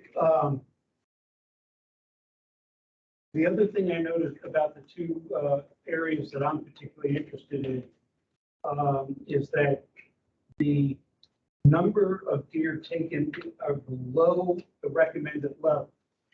In other words, in O is 130 less deer than what the recommended level was for 2021. What could possibly increase that to meet the full expectation that the recommended number of deer taken be taken? Just yeah, I do want to, Dave, there's an important caveat there, and I know you weren't around last year, and well, I was around. But I wasn't on the board. well, you weren't on the board, so so you know, maybe this should have been clarified, but last year's recommendation, we took a different approach than normal, and the end result of it is that the quote unquote recommended antlerless harvest was kind of the high end of what we would have liked, I wouldn't even say have liked to have seen, but would have been comfortable with. Again, we were being overly cautious. So I'm not comfortable saying that's actually what we wanted to kill last year for deer. It's more, it would have been okay, but it would have been on the high end of okay. Again, although I know there are interests for reducing deer numbers further in that part of the state, we are at our goal. And the current harvest, the current recommendation, I believe, will keep us at that level. So that's what we're recommending. access. Thank you. Hunter access might be a big thing too. If Well, if there's landowners that have when we property. get around to board discussion, I want to ask for access to that information.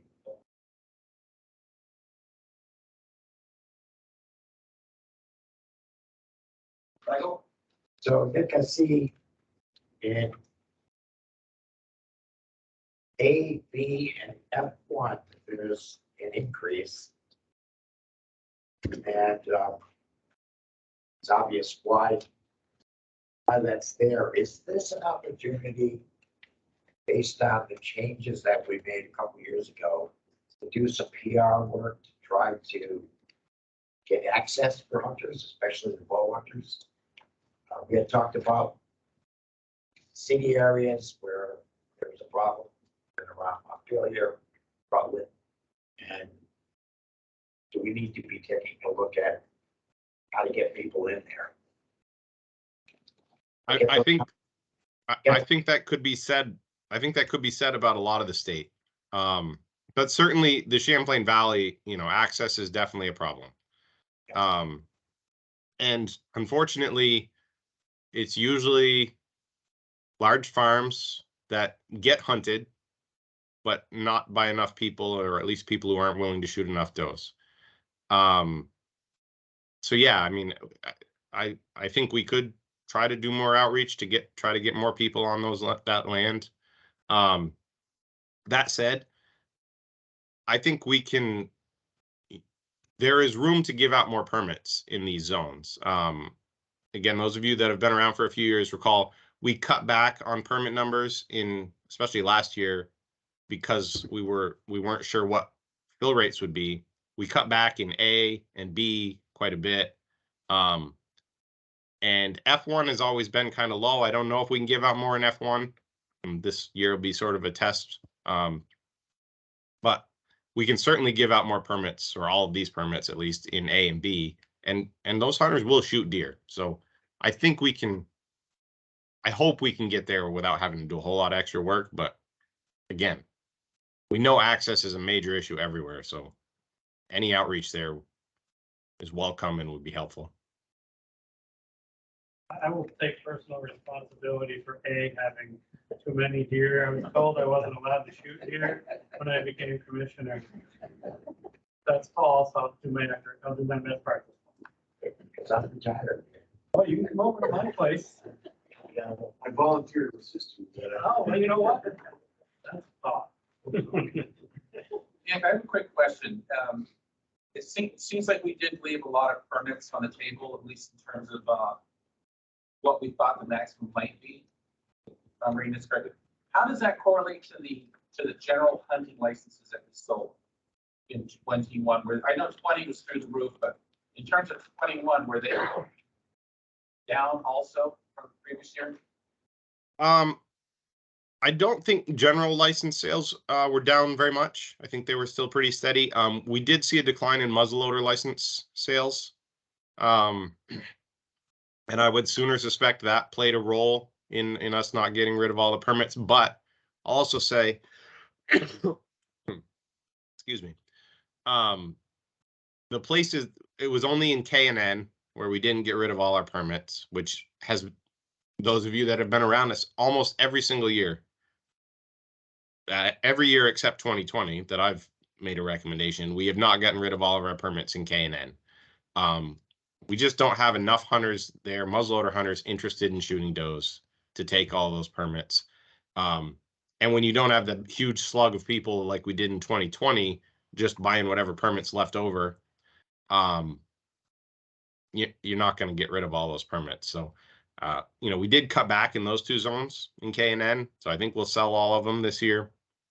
No reason to believe we can't sell what's there, but going forward, again, if we can't see those higher fill rates that we were expecting with our muzzleloader permits, we're going to have to look at other options for increasing fill rate on these permits. We just don't have enough muzzleloader hunters to meet our needs if fill rates remain low as they have been.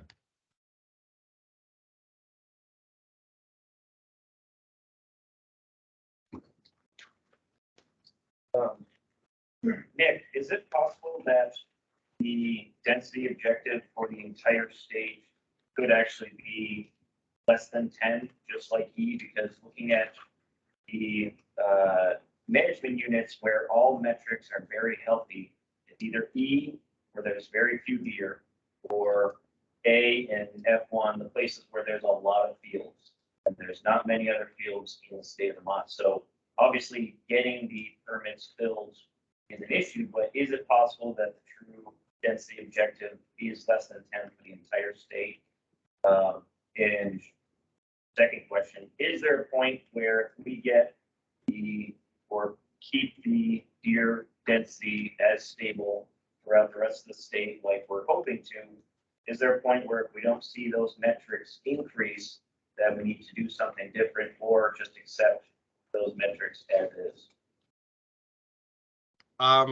Yeah. I don't think, probably the only other zone unit that maybe could justify a less than 10 objective would be P, where the population has kind of stayed under 10 or about 10, despite minimal antlerless harvest. Again, everywhere else, even the mountain units where we've hovered around 12, deer in mediocre condition, it is reflective of habitat condition. And yes, if we could knock them back a little bit, maybe health would improve. But I don't know that we'd see a lot of improvement.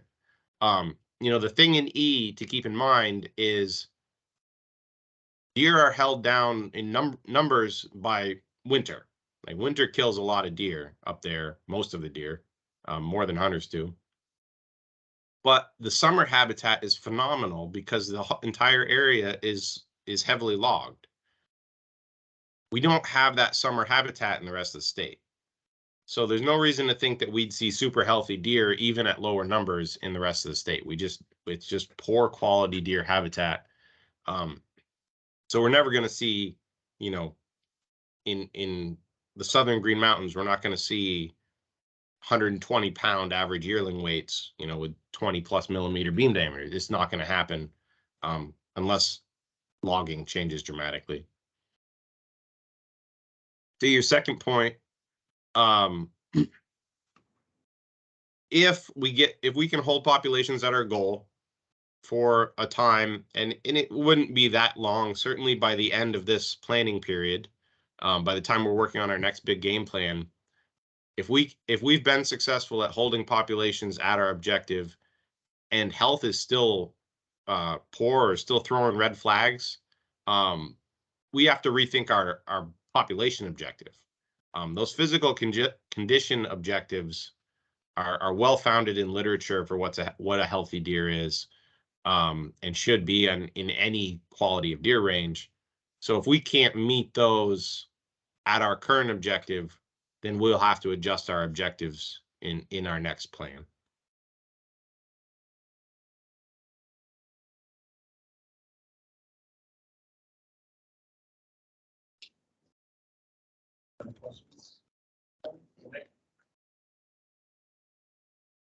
Well, Nick, no more questions on this end.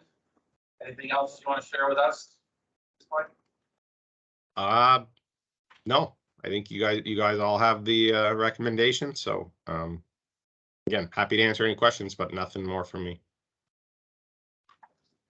Okay. Thank you. Thank you.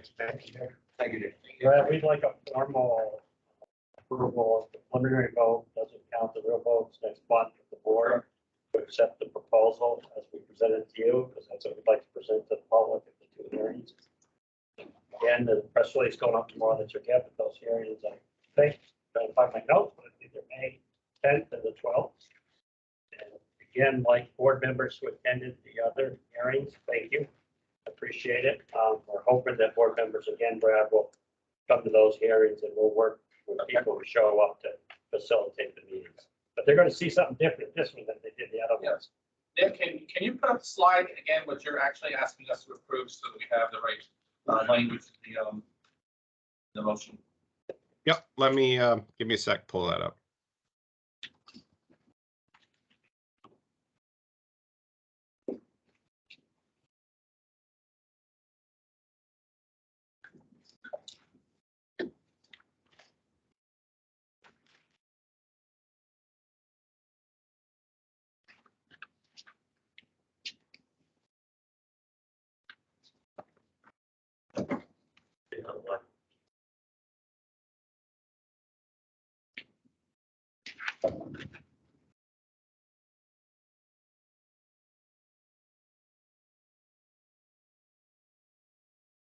For board members, if you have your proposal in front of you, it'd be page 8 and 9.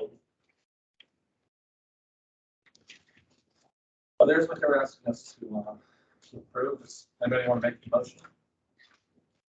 I will make that motion. I will make a motion that we offer preliminary approval, the agency's recommendation to have all WMUs open to antlerless hunting during archery season. That during youth novice season, 1 deer of either sex, including any buck with no antler restrictions in all WMUs. And 19,400 antlerless permits statewide, divided as recommended per WMU in the information provided to us.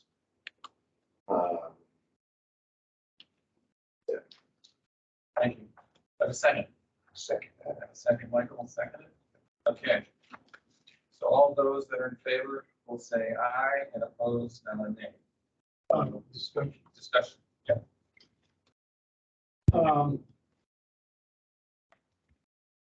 Since a great deal of the concern that I hear down in my county is just to work here for square miles, we would control that and see it was killed. And this is an information question, folks. I don't anywhere in particular with it at this time. But the recommendation is for 19,400 antlerless permits. Can a motion be amended to increase that? Question A. And or B, that in fact more antlerless permits be specifically directed toward where my constituents are experiencing a problem. And that's a process question that I don't have the answer to. That's exactly right, if I can intercept it too. That's what we're looking for tonight. So usually what's happened is if a board member in the past may have a certain WMU that they're quite concerned about the numbers, if they'd like to see them lower or higher, this is the real good time to have this discussion right now. And then Nick can respond to the data, why we're recommending that number. So absolutely correct. I appreciate you bringing it up. Right, and also, I believe the one that the hearing that's going to be closest will be that on May 12th, right? Is that the correct? Bellas Falls Union High School meeting? It'll be the 10th. Bellas Falls Union High School. Is the 10th? Yeah, Okay. Tuesday the 10th. Okay. Okay, so I'm not sure if you're looking for an answer right now or looking for something more. Well, We have a motion and a second on the floor, and we're in discussion, but I think we can have more discussion. Want to have discussion? So I don't know if you're looking for more discussion or not. That's you are. Yes, please. Okay. I think procedurally, we have a motion on the floor and a second On those numbers. on those numbers. And obviously, this is just a preliminary vote. We can take public comment, have more discussion. And then make our final recommendation with changes if we wish, correct? Yeah, absolutely. But like the preference is that if you've got some talk about those differences right now, you got Nick on the phone, that's why we're all here. And well, when you go out to the public, that's why I mentioned in the beginning, it'd be nice to have as close to where you are. If you've got some serious concerns and you've got, now would be the time I'd recommend to bring them up. From a procedural standpoint, if in this discussion it's decided you want to add 5,000 more to O, yeah, then either you can pull your motion or you can modify your motion, amend it, and okay. So it is worth having the discussion. I guess the question would go to Nick, would be, Nick, are you still on? Oh, yeah. Yep. Yep. You're still breathing. If there was a proposal for an increase to O, Is that something you'd? For antlerless. Antlerless, yeah. But is that something you'd be comfortable with? And if so, what number would you be comfortable with that? I mean, yeah, I mean, I'm certainly not opposed to an increase in O. It's, I guess it's a matter of, you know, how far do you want to go? I mean, what I'm comfortable with, well, I'm going to say this because this is the part most people pick up on, is just the number of permits and not actually how many deer we're killing. If you're going to actually try to make a meaningful difference in the number of deer that get killed, then we're talking in hundreds of permits, you know, going by multiples of 100 at least. I don't know that I would be comfortable with 2,000 permits, given where the population is and our goal.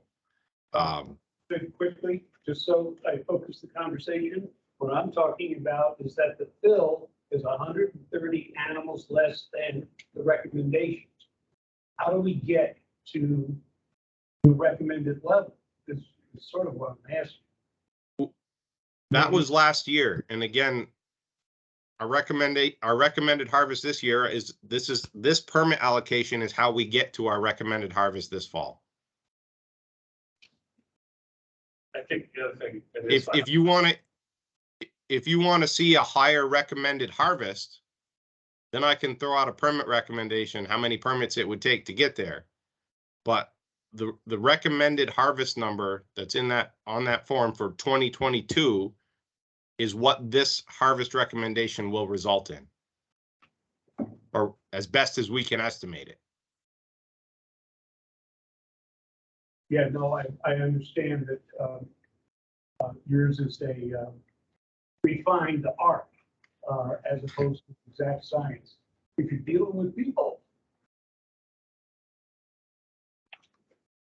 And of course, change that game sheet.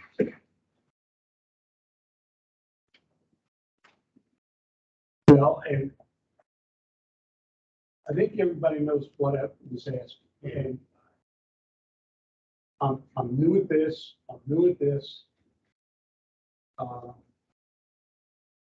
And I do have concerns, and we'll see what can happen on May 10th. But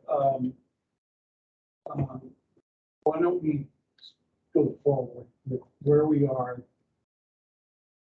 Get out of this bonding. Are you asking that since O was 130 less than recommended, how do we make up that 130 this year? Right. So basically add on what, just under 1,000 based on 60% fill rate. Get that extra 130 this year. That was my question. Is that a viable approach? Well, it is, but just gonna say, but we would be strongly opposed to that. Just heard what Nick said. You don't want to look at what last year's fill rate was. After Nick looked at the numbers, the population, yes, it was less than we wanted at the time, but given other conditions, we're happy where we are. So the thought is these numbers that you see before you will get at the biological fill rate and jump in here, Nick, to stabilize the herd where we want to be right now. Right, and that's why I asked if that fill rate and the number of permits was responsible for the decrease of at least one animal per square mile, and whether that would continue into the future. But yeah, it's a good question, and if you want to try to answer that again, Nick, in that context. But yeah, you go ahead. I'm not going to speak for you. Yeah, I mean, I think what we've seen in O in recent years for a population trend is entirely due to our antlerless harvest that we've had there. I mean, we've had very easy, very mild winters there for I don't know how many years in a row now. So the fact that the population is staying near 15 per square mile and has come down a little, you know, I will caution that, you know, 1 or 2 deer per square mile fluctuations are the margin of error in our modeling. But yes, I think the fact that it hasn't gone up to 18 deer per square mile or something like that, given how mild the winters have been, that is because of our antlerless harvest in recent years. Have my answer, Mr. Chairman, please. we'll be able to. Okay. All right, so there is still the motion and the second on the floor. Any other discussion? Yep. Did you lower K because of the EHD at 500, down 500? Because of the Yeah. I mean, well, basically, our population estimate in K came down quite a bit. And part of that is certainly because of EHD. I mean, we know that knocked down part of the WMU. I'm a little hesitant that might be misleading. It's as I showed you earlier, it's largely harvest-based modeling, and the kill was way down in K last year. But that's what we have to go on. And so, yes, we're assuming population was down last year. And so we're backing off some on permit numbers there. Just so I add to this a little bit. Said the numbers were down in that area. They get 138. But I mean, it was all, there've been snow conditions, there've been heat conditions. It was awful hot, in October, and deer kill was way down. So that could have been a lot. Yeah, and this is something, I would not be surprised if a year from now I'm coming back and saying, oh, K wasn't actually down as much as we thought. But based on the data we have right now, it looks like it did drop last year. And so it's actually closer to where we'd want to maintain it. And so that's why the drop in permit numbers. So Marty raised a real important point on this. That it's also due to the high increase of our antlerless take now is due to archery hunting. And archery hunting is a real challenge to predict every year because of weather, because of food availability, that affects the behavior of the deer. So that's why the danger we run into in this, what we're doing right now, is going year to year to year. You got to look at several years, and when you think of the data that's presented, and look at those trends and those measurements. That's not to say we don't discount what happens a certain year. And usually we have real good explanations after it happened, due to things. Usually, the hunters even tell you the reasons when they realize the weather. So I just want to emphasize that point, Marty, from your question, because I think that's where you were going with that. Yeah, it's important. I called you last year. Yeah, It's just what's going on. Yeah, exactly. Or something in another area of the state, but it is weather a lot, 70, 80, or 60. As archer, so yeah, exactly. When there's no snow, it makes a big difference too. I appreciate raising that. I don't know if that's your intent, but I think the other board members should try to. And I mean, I kind of like the numbers that I see for us, anything down here is 25, 1,500 or again. We have a petition last year. There's too many, so I like them. I'm just gonna follow up. Nick, there is a danger of chasing the numbers, right? And then, like Mark was saying, if we look at every year and try to adjust, we're gonna be all over the place, and we don't, from a science methodology standpoint, comparing apples to oranges. Yeah, I mean, we want to try to be as steady as we can with our management. It's going to benefit us a whole lot more going forward. Obviously we can adjust as things change, but yeah, we want to focus on those longer term trends and not worry about single year sort of possible fluke, occurrences. We want to focus on the longer term. So, but I think we're doing that. K is one where K and N, we've struggled to sell permits in the past. We're backing off, but it's I don't want to say it's symbolic, but there's a chance if conditions are good this fall, we'll end up killing more antlerless deer than we did last fall, even with fewer permits. So we try to just keep it steady and let the hunters make those fluctuations happen. Thank you, Nick. Any other questions? Okay. Kind of a question and a suggestion at the same time. So I understand it may be difficult chasing numbers year by year. What if there was more of a survey that we did at the end of every single hunting season where we got the general public involved, and when they report their harvest for whatever season it might be, in that survey, we asked them, how many turkeys did you see? How many deer did you see? And if you want specific numbers, how many doe, how many fawn, how many bucks? And then it can also help with gathering numbers on other animal herds in, the sense of coyotes and doing more research with that, and with turkey, waterfowl, and anything. So just a suggestion to have more input from the general public and what everybody's seeing when they're out in the field and, whatever they're witnessing. It might even be interesting just to see, the bobcat numbers or whatever. I just know in, other states that I've hunted in, whenever you bring in a harvest, they're always asking these questions, and it just helps with their data. So just a suggestion that maybe that's something that we could propose. Wants to take that. So, Well, I'm not going to respond fully, but I'm happy to come back to talk about surveys, the validity of data, what type of surveys you want to do.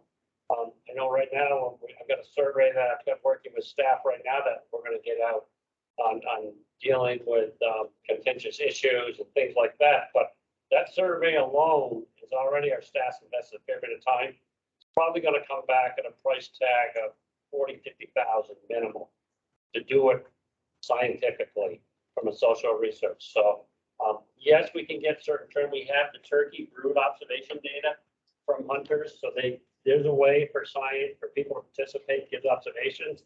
But we also, you have to really be careful what you ask and not get things skewed in participation. So it's just a matter of where do we put our resources? Where do we put our money into all the different things we do? And you got to be really careful just asking certain people, because there are so many biases and tendencies. Who's going to respond? If you had a great year, we send you an email out, you're probably going to respond a certain way. So there's an awful lot of science behind the surveys. And so, but I'm happy, I think that'd be a really good discussion. One time with the board here, actually, before we came up with the current deer management plan that we're operating under together, we've worked a couple years work, I had Mark Duda actually phone into your meeting and talk about, he's a guru in the country in North America. He works for every state agency, all kinds of countries. I mean, he has written the book, and he has written the books literally on how you statistically survey and do valid surveys for wildlife and natural resources in this country. That's what we usually gets our surveys. Universities that get involved, they'll sometimes have enough expertise, but he actually phoned in and gave a really nice introduction for it to, because why don't you do email survey? Why don't you just ask people this and that? So he talked about the strengths and weaknesses of using different techniques to get opinion or information from people. And I'm not dismounting that it's not critical. It's just a matter of how you're going to use it. What's your reasons for it like that? I'm happy to have our staff come in and I'll probably talk to Katie a little bit about our research manager and put together a brief, because I think it is really important.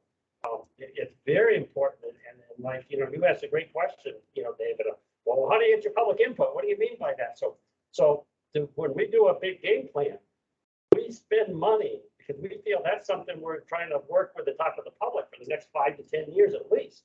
So that's when we make those decisions. Yes, we're going to take your money because it's you folks who buy the licenses or get out there and buy ammunition that we're using for these surveys to do it. The money's not coming anywhere else. It's not tax dollars that we used to do it. So that's the decision we make. So I think that would be really good. We could, I think, a half-an-hour presentation because you folks get confronted all the time. Wait a minute, where did they get their opinion? Where did they do that? So if you think back to the moose presentation that you had, I think we had that discussion where I referred people back to a scientific survey study that we did on the interest of Vermonters, not just hunters, that if you had to control moose numbers, you had this tick issue. What's your level of support? So I'm sorry to be long-winded, but you raised a very valid point. That's one you all can hit with, but it's really important from our perspective to do survey and ask of the public. Right. Isn't there a survey that goes out every year? Yeah. Yeah. Can I add? For deer hunting. Yeah, Mark. Another game. I'll add here. So we do have a survey, Jamie, that I think gets to most of what you're asking. We have a deer hunter survey, deer hunter effort and sighting survey.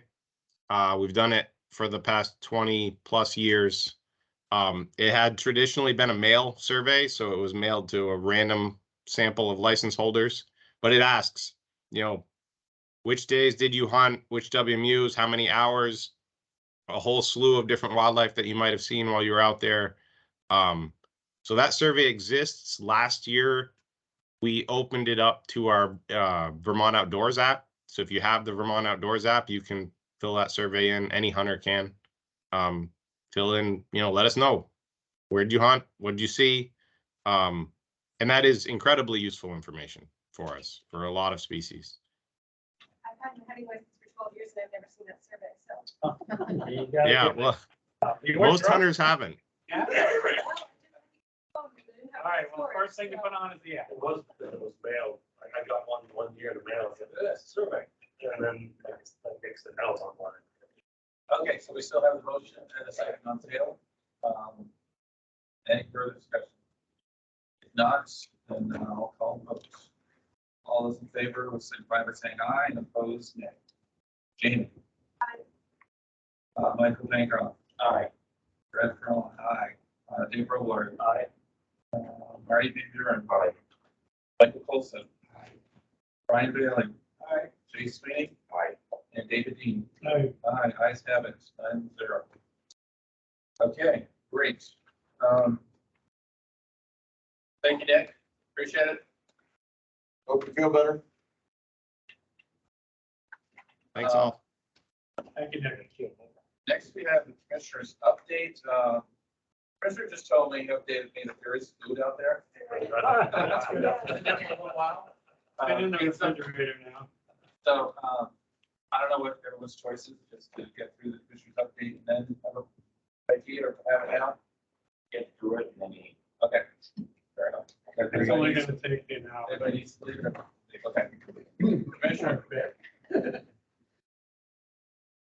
So, good evening, good to see people in person. I'll start with a legislative update, and I would say that for those who've been following along, it's been reasonably successful. There are two bills standing. One is the wanton waste bill, and that bill passed out of the Senate today. Sorry, it's been a long week. On third reading, with a very small amendment, which is not really all that critical to anything. So it'll bounce back to the House. I'm sure that it will pass there without any issues. And so that was H411 that came out outside. And basically it talks about using animals after you hunt them. The original bill would have required the use of coyotes.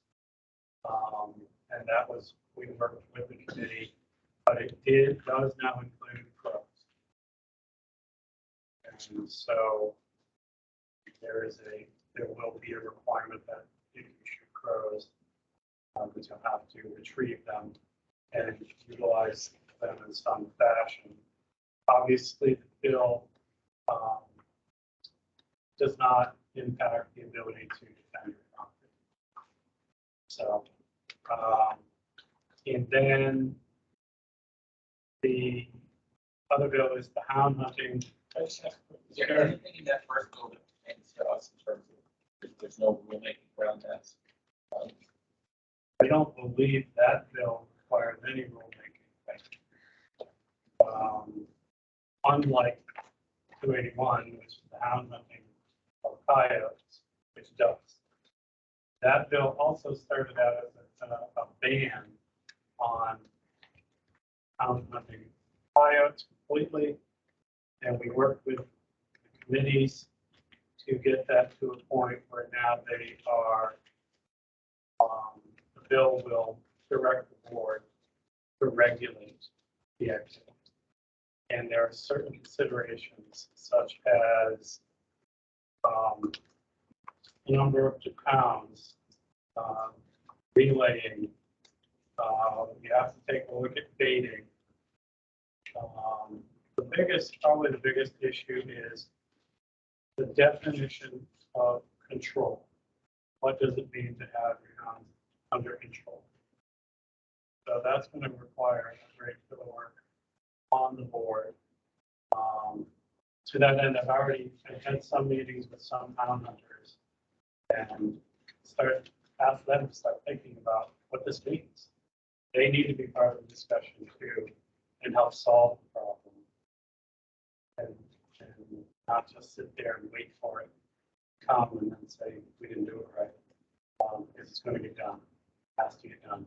The other important feature of this bill is that it becomes effective if it's signed on July 1st.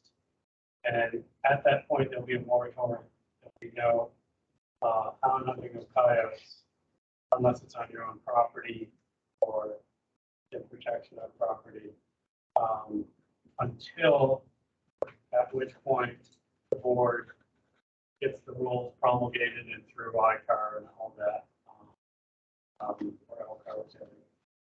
and it becomes in place. So it does slow that activity down. The legislative portion then has 100 permits, 10% of which could be out of state. There's a fee associated with it, and it's the same fee as town hunting for bears. And I think that's the majority of it. Catherine, am I forgetting any elements of that? So that's where that is. What I think it's important to recognize is that both, well, the other bill that's probably not even going to get picked up is the ban on trapping. And the reason it's likely not getting picked up is because the board acted on the petition from the Trappers Association. Because there was a bill to ban trapping completely. And we testified that we thought it was better to move towards BMPs rather than banning it. And did a lot of work with the legislature, and Senate actually passed that. It was not a ban, it was just something instructing the board to move towards BMPs for trapping. And then the House is just going to let it lay as the work that you did. So I think that's a success story for the board, for the trappers, and for us in the State House. And so all that's left are those two bills that I mentioned. There's a bill that you should be aware of. It was a tax bill, and in that bill they inserted language to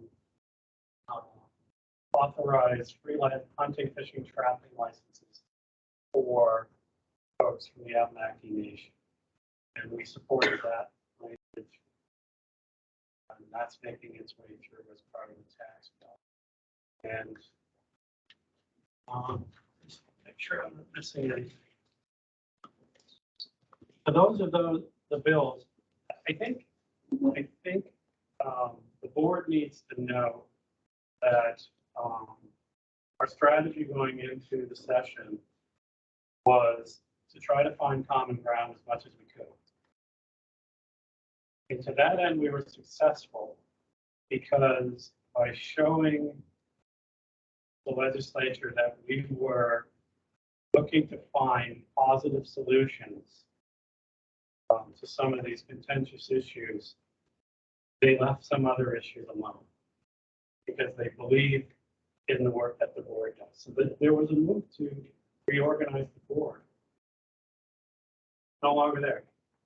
And that's in large measure because of the work that you do. You showed your relevance and your responsibility. And I advocated that. I spoke to your the need to have the board debated. So in that sense, I think we were pretty successful.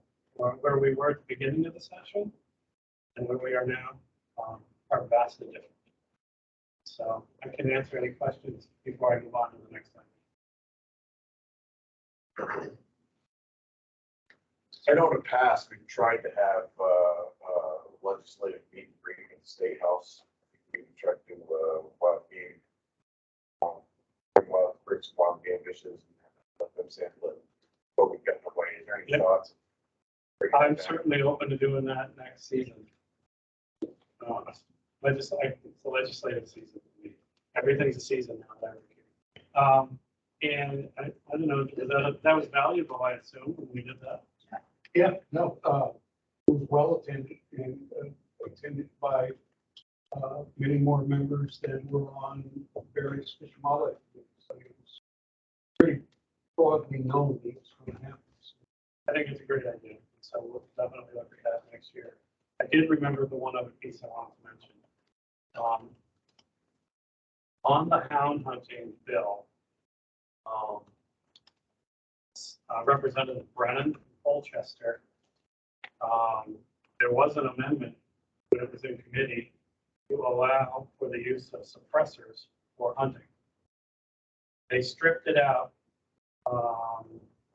and said they hadn't had enough testimony on it. And Pat Brennan went back in and testified.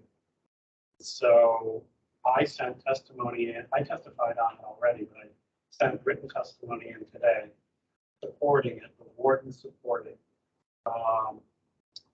And because of just for hearing protection, we all had that ringing in our ears. Not that everyone's going to go out and get one. They're going to make an amendment when this bill gets to the floor. It's going to be a floor amendment.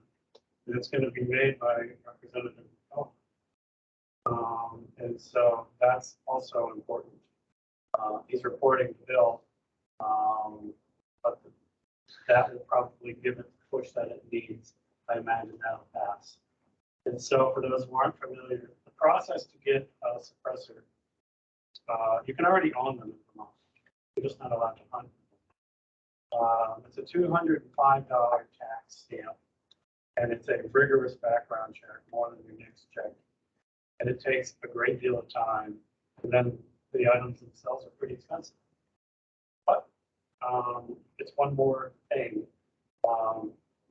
And thanks to Pat Brennan for pushing that issue, and George Till, who's a doctor. They're concerned about hearing, which I totally get it. So it's not to be confused with silence. There's no silence. That's a misnomer. And so I think Mark participated in the demo. I'm not sure if No, I wasn't there in person, but I had a lot of dialogue. Wildlife Services actually is the one agency in Vermont that uses those right now that we work with. And actually, they only use them for 22, but it doesn't do it. It's almost a fallacy that don't look at the movies and the TV shows thinking there's nobody hears the fire alarm go off. So changes the decibel level. It does. So I did a demo down in Arkansas in December, and they did it with a 22, and it doesn't make a difference because it's subsonic. But then when you get to they had a 45, they had a 308, they had a 12 gauge. It knocks it down somewhere between 30 to 45 decibels, which is enough to take it down so that it's not, that instant ring you get. It was impressive, but what it doesn't do is make it so you can shoot a deer with absolutely no trace or sound. There is a report. So that's that. This was a petition to work on. 281, which is the hound hunting. They're just going to tack it on. Any questions about any of that? Okay. I'm going to come back to legislature at the very end. So do you, as a department, do you guys have are you going to come forward to us again with a proposal around the hound hunting titles? That open up the discussion. When do you just roughly speaking expect something like that?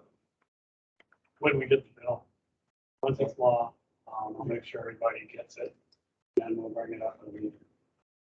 Mark, we got a lot. Mark and I have been talking about this a lot. It's a lot of work. I presume that it is starting from scratch. Although I think I've heard you say you want to kind of tailor it around there. that's the model of legislation. But it's a different, it's gonna be different because the animal's different. And it's got some elements that aren't even included. But what I will say is whatever we do with this is gonna get generalized. So we need to be careful and deliberate. I working with Catherine, and see, Josh and John, and actually you know this yet, and I just recruited Jamie too, for the development of a manual for board members. And so the overview of this is, and this is from my perspective coming in, it's going to outline the duties, responsibilities, and role of a board member. And then it's going to talk about the role and responsibility of the board, and then outline the general process of what we do. It's just going to codify what we do so that you have it. And then when a new board member comes in, we can give it to them and say, here, we go through it. And I think it's just important. So they'll be working on it in the next month or so. Look forward to that. You'll all get one too. It'll be a nice reminder or something. Yeah, I just wanted to point out, sometimes our wardens do some amazing things that goes unnoticed. The press doesn't see it. In this day and age, what makes it into the papers is when law enforcement does something wrong. And a press release went out today about a major bust that happened like a month or so ago. And it accounted for a huge number of coached deer. I think we had 5 people. They were in court. And most of them fled out. It was a joint effort. But our warden service was involved, served a number of warrants, and did a huge amount of investigative work. And the thing that's important to note is it was just professionally handled. Mark makes a great point in our press release. The number of deer that they killed illegally, what did you say? It was 5 years before that area, the herd was recovered? It's going to affect the area for 3 years. Yeah. Or because on the bucks side of the population. That's the problem. Poaching is not indiscriminate. So a lot of these people do it to shoot the bucks first and the does. It's a lot different than people out there losing deer to does and stuff. So, but yeah, you got to pay. But just look at what you just learned from Nick. Takes 3 or 4 years to get that age class in there. So once you start removing those extra beyond the hunting landscape, you're robbing the hunters of what they want. They tell us strongly some of those mature bucks on the landscape. Yeah, Vermont. Yes. So my point too is all those rules and regulations that you make, those are the folks that are out there enforcing it. I go to meetings at, hunting clubs on different nights and speak. Every time I go, there's a game warden. Every time. And I don't know how they know I'm going, but they're there. And what I'll tell you without exception is they're like almost like family when they walk in there. They're respected because they're in that community. They define community policing. And we're very lucky with folks that we have working here as game wardens. And I just want, as a board, I wanted to remind you of that. You probably do know that, but I'm reminded on a weekly basis how lucky we are. Every one of these men and women are absolutely fantastic. And so the next time you bump into one, make sure they know you're on the board and thank them for everything they do, because they make us look good every single day. Yeah, I'm warden down our way, not only down here, but for guns. big stack. That's right. No, there was enough, and then also some illegal drugs too. Yeah. And the last thing I wanted to mention is, we're almost through the legislative session. And I'm happy about that, with all due respect to our friends in the legislature. And one of the things that I want to work with the board and the department folks on this already, I've been preaching this since I got here. I would like to have us looking at potential legislative issues that we want to put forward. Instead of being acted on, I want us to be proactive and start carrying the conversation forward. We know better than anybody where the issues are and how we can improve what we're doing in the state.